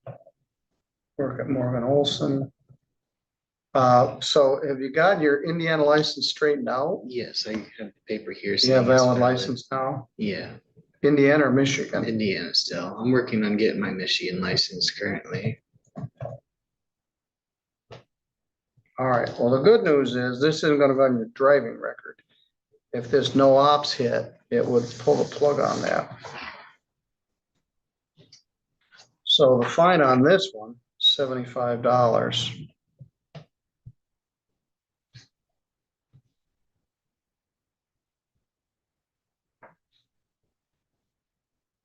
And there's a $75 crime victims' rights fee and a $50 state minimum fee. That's $200. So the total is $350.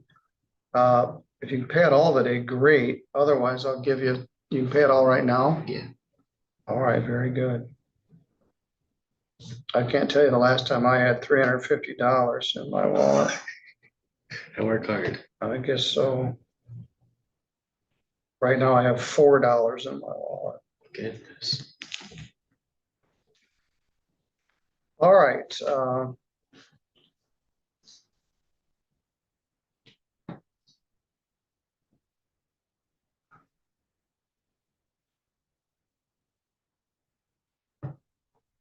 All right, Mr. Keo, you got a good license, you got insurance, maybe you won't have to come see me anymore, which is probably fine with you. I hope so. You hope you get to come back? No, no, no. I Oh, hope I don't get to see you again. Okay. All right, people tell me that a lot. It's not that they don't like me, they just don't want to come see me, and I don't, that doesn't hurt my feelings. So that'd be the good thing. All right, you go out with a court officer, you can pay the fine, and you can get on with your day. And then I'll be okay from then on. What's that? I'll be okay. Yeah, it looks like you're good to go if you got a valid Indiana license now. Sweet. All right. I wanted to come back and see you. Oh, is that it? Here's that. So yeah, you're gonna be here for a while. Yeah.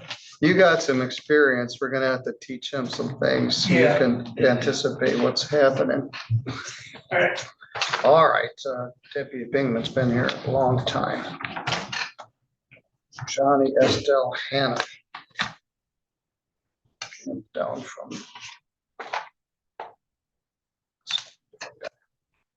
All right, the person that's here is Adinger. This is Mr. Weeks. Mr. Adinger's in custody. All right, Kevin Earl Weeks. Good morning, Mr. Weeks.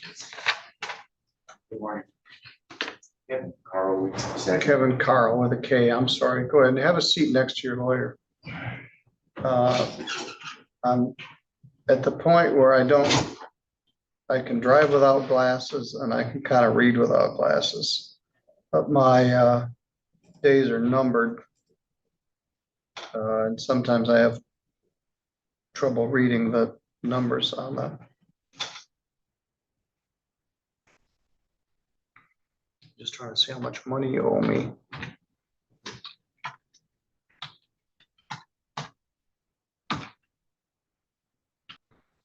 You have an unpaid, no proof of insurance. Didn't make it on my cheat sheet. Let's see what else we got. May I say something real quick? Yeah. I've had insurance every time I've been pulled over. Well, you got a ticket on May 3rd of 2024 for speeding and having no proof of insurance in the car. Speeding, it looks like they gave you a warning. No, wait a minute. You got defaulted. What does that mean?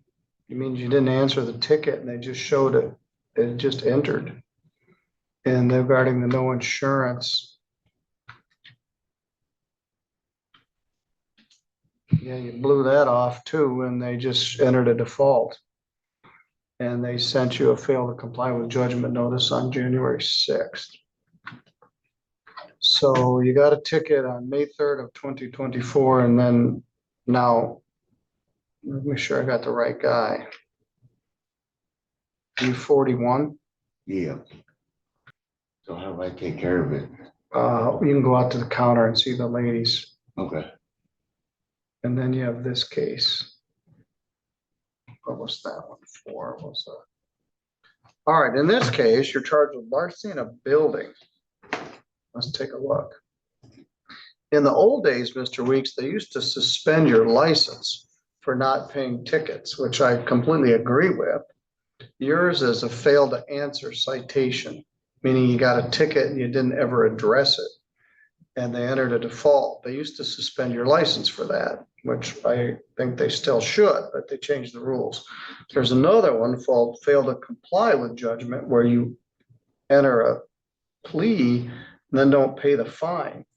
They used to suspend you for that too, but they don't in this strange time we're in now. So there's no influence for people to pay their license. They might not renew it if you go in to renew it, but they don't suspend it. So let's take a look at this one.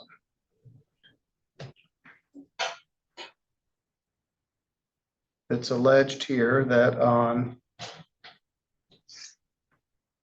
May 18th, that you stole a cell phone that belonged to Mary Susland.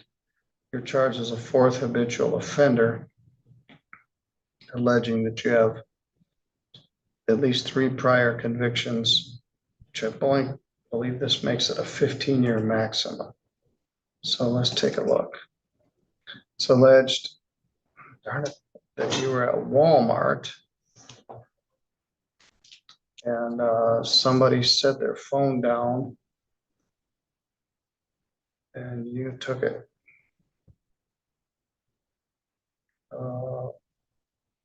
iPhone 15.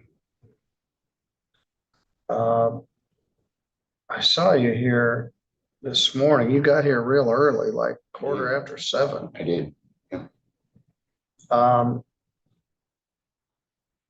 Well, I better be early than late. You were way early, but I had to drop my son off at work. So all right. Well, I try to get here early, and sometimes there's hardly anybody in the parking lot. Anyway, tell me what happened. Did this lady leave her phone there? Your Honor, just the plea offer is to plead to larceny under 200. Okay. It's going to be no contest due to potential civil liability. Per the report, the property was returned, but I'm not sure the complainant is going to pursue any kind of civil action. So that is extremely remote. So he's not willing to tell me he stole this phone. Your Honor, it's for the purpose of the civil liability. That's a correct statement of the plea deal.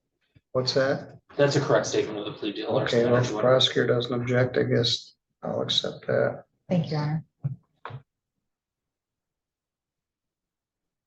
I explained no contest to the last person. By pleading no contest, you don't admit what happened, but you also don't deny it, and you allow or accept that a conviction would enter. Do you understand? I agree.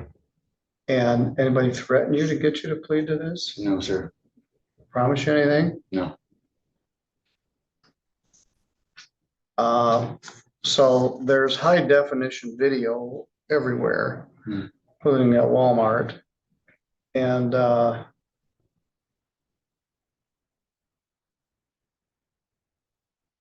there's a video of you. This lady's there with her granddaughter, who's 14.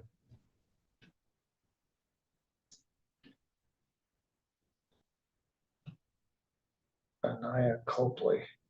She went back and her phone was gone, so they watched the video. Male grabbed the phone and placed it in his back pocket. Pictures of the suspect walking into and out of the store and the vehicle you got into. Then they located your vehicle.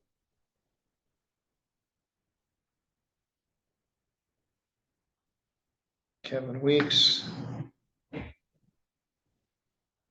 Searched Weeks and located a phone number he had used to call 911. They checked on CAD. So that's how they got your number. So they called Weeks by phone, said he found it, meant to turn it in, but he got sidetracked. I asked him to bring the phone to the police department. He handed me the phone. Yeah, at least you brought it back. But as Judge Noacker used to say, temptation doesn't flash a sign 50 yards ahead. Temptation, it just pops up. And how you react to it is a reflection of your character. This doesn't show very good character. I don't think you intended to return the phone. I think once the cops were onto you, you made the wise decision and just brought it back. So when they arrested you, did you go to jail? The prosecutor put out a warrant for me. You got arrested on July 3rd and released on July 3rd. Overnight.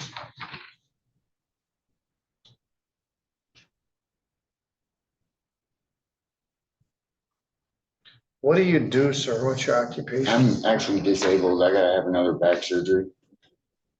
And I've gotta have carpal tunnel surgery on both hands. What kind of work did you do? Mechanic work. Did you get the ink on the inside?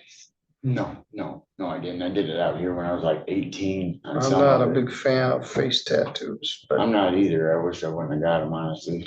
Well, it affects you for the whole rest of your life. That it does.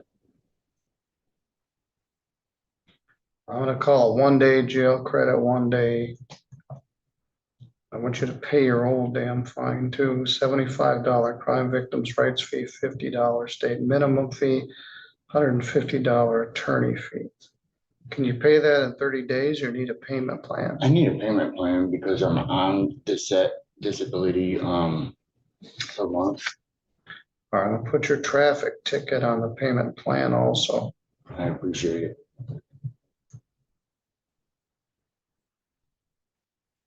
This isn't very good. But it was good police work on the part of the cops all the way around. They watched the video, they used the flock camera to track your car. They used the 911 records to call you on the phone. And they got this lady's phone back. I've told the story before. When my son was a kid, we had a little Christmas tree farm. He had made some money from that. We gave him some of the money and then put some of it in a college fund. He had a little Ninja Turtle wallet. He had about $60 in it. And we were at Walmart in Sturgis. And we were coming in the entryway and there was some sort of a video game or something. And he stopped there for a minute and he put his turtle wallet down and went through a turnstile. And it isn't there anymore.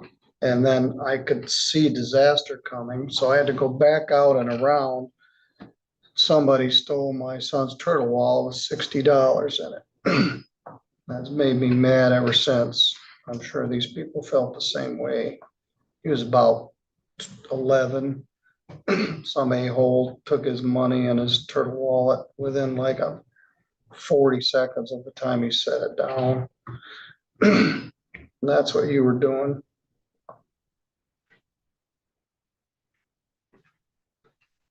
All right, you go out to the counter and set up a payment plan, the kind where you actually make a payment.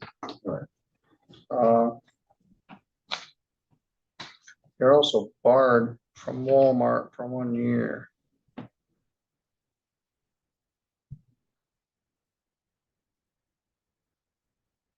Two morals of the story. There is a high definition camera all over the place at Walmart, and there are license plate cameras all over Three Rivers where they can track cars. So next time you see somebody's phone, hand it to the clerk or just leave it alone. All right, you're good to go, sir. Thank you.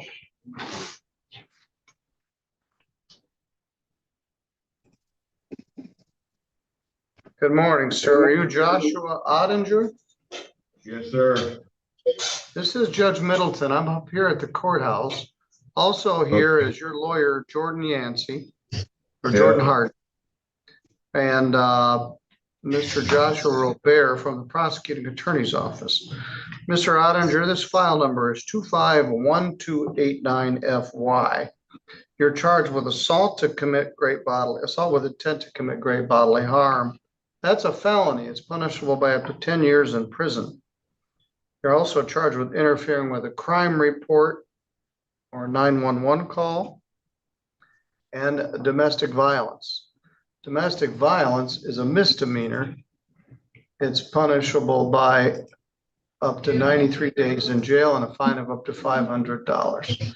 The prosecutor has agreed to dismiss the assault, great bodily harm charge and crime report charge if you plead to domestic assault. It's alleged that on July 2nd that you assaulted Rebecca Jo Simons. That's a misdemeanor punishable by up to 93 days in jail and a fine of up to $500. So essentially, Mr. Ottinger, the offer is to dismiss the felony charge, dismiss the 911 call charge for a plea to domestic violence first offense. And the prosecutor and your lawyer have confirmed that. Are you going to plead to domestic violence first offense? Yes, sir. All right, let me ask you a couple questions. Anybody threaten you to get you to plead to that charge No, or promise you anything? no, Do you understand that by pleading to this charge, you'll be giving up your right to have a trial in front of a judge or jury? There will be no trial. Do you understand that? yes, sir. If you had a trial, you'd have the right to be represented by an attorney. Ms. Yancey has been appointed to represent you. You could also hire an attorney of your own choosing if you wished. If you had a trial, you'd have a right to have any of the witnesses for or against you subpoenaed to come to court so they could be questioned under oath. You would have the right to take the witness stand yourself and testify on your own behalf, but you don't have to because you have a right not to testify. And if you did not wish to testify, the judge or jury could not hold your silence against you. And you have the right to be presumed innocent unless the state was able to prove your guilt beyond a reasonable doubt. All right, on this day, which was July 2nd, did you get in an argument with your girlfriend, Rebecca Simons? Yes. Do you remember what you're arguing about? Oh, yeah, it was pretty ridiculous. It's over a song. She said you guys had smoked some meth earlier in the day. Did you put your hands on her and then try to take her phone away from her? No, Did you push her or shove her? no. Well, you had to have some sort of did you grab her? I grabbed her like in a hugging position, like forcefully. I mean, but she want to keep on fighting. I'm trying to make her stop. Like I don't want to fight with her. All right. Joshua squeezed her throat. All right. But I'm sir. Just that squeezing her forcefully is probably sufficient factual basis. Are you satisfied, Jordan? I believe that would constitute an unwanted physical touch. Mr. Robert? I agree that that's a factual basis. The law says I'm supposed to set this out for sentencing at least 10 days. Today is the 15th of July. I'm going to be gone, but Jordan, I'm coming in during my vacation on Tuesday, the 29th. I'm going to be here for. All right, I think so I'll that's my set week. this for sentence for Tuesday, July 29 at 9 a.m. Need police report and victim input. Your Honor, may I address bond? Yes. Thank you, Your Honor.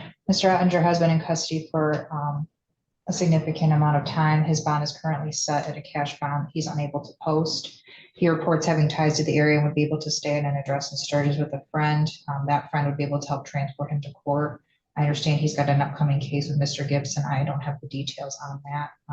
I'm asking the court to consider a PR bond so that he may be released, and he does indicate he would have a stable place to stay as well as transportation to court. All right, thank you. The answer is no. You're no longer presumed to be innocent. You've entered a plea to domestic violence. You've got unpaid fines in a retail fraud case. You've got unpaid fines in a registration plate case.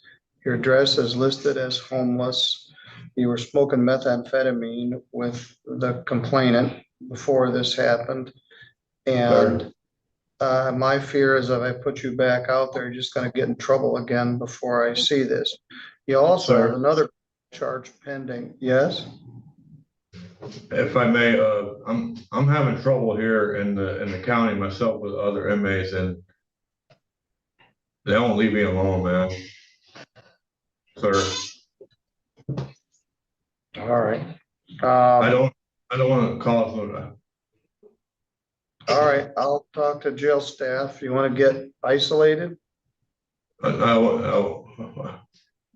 just want to get out, please. Yeah, everybody feels the same way. I'll make sure I show up, Middleton, I promise. Okay. Yes, you will, because I've denied your motion to reduce bond. And the bond remains at $3,000 cash or surety. You also have a bond in the other case.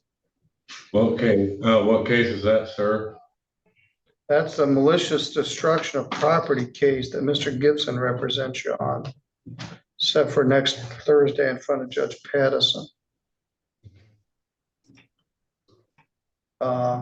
All right, Mr. Adinger, everybody wants to get out of jail. Perhaps you'll get out on the 18th, but I want to hold on to until I resolve this. This was a felony strangulation charge reduced to domestic violence. You've got another criminal charge pending. You're homeless. There's drug use alleged, and you have several unpaid fines and costs, including one for theft. So I'll see you on the 18th, on the 29th. That's the best I can do. All right, good luck, sir. Thank you, Jordan. Yeah. All right, it's 10:07. Mr. O'Bear, I think we finished all of our business for this morning. Yes. Thanks for your help. The days usually go smoothly when you're handling. Right. Yes, thank you for the opportunity.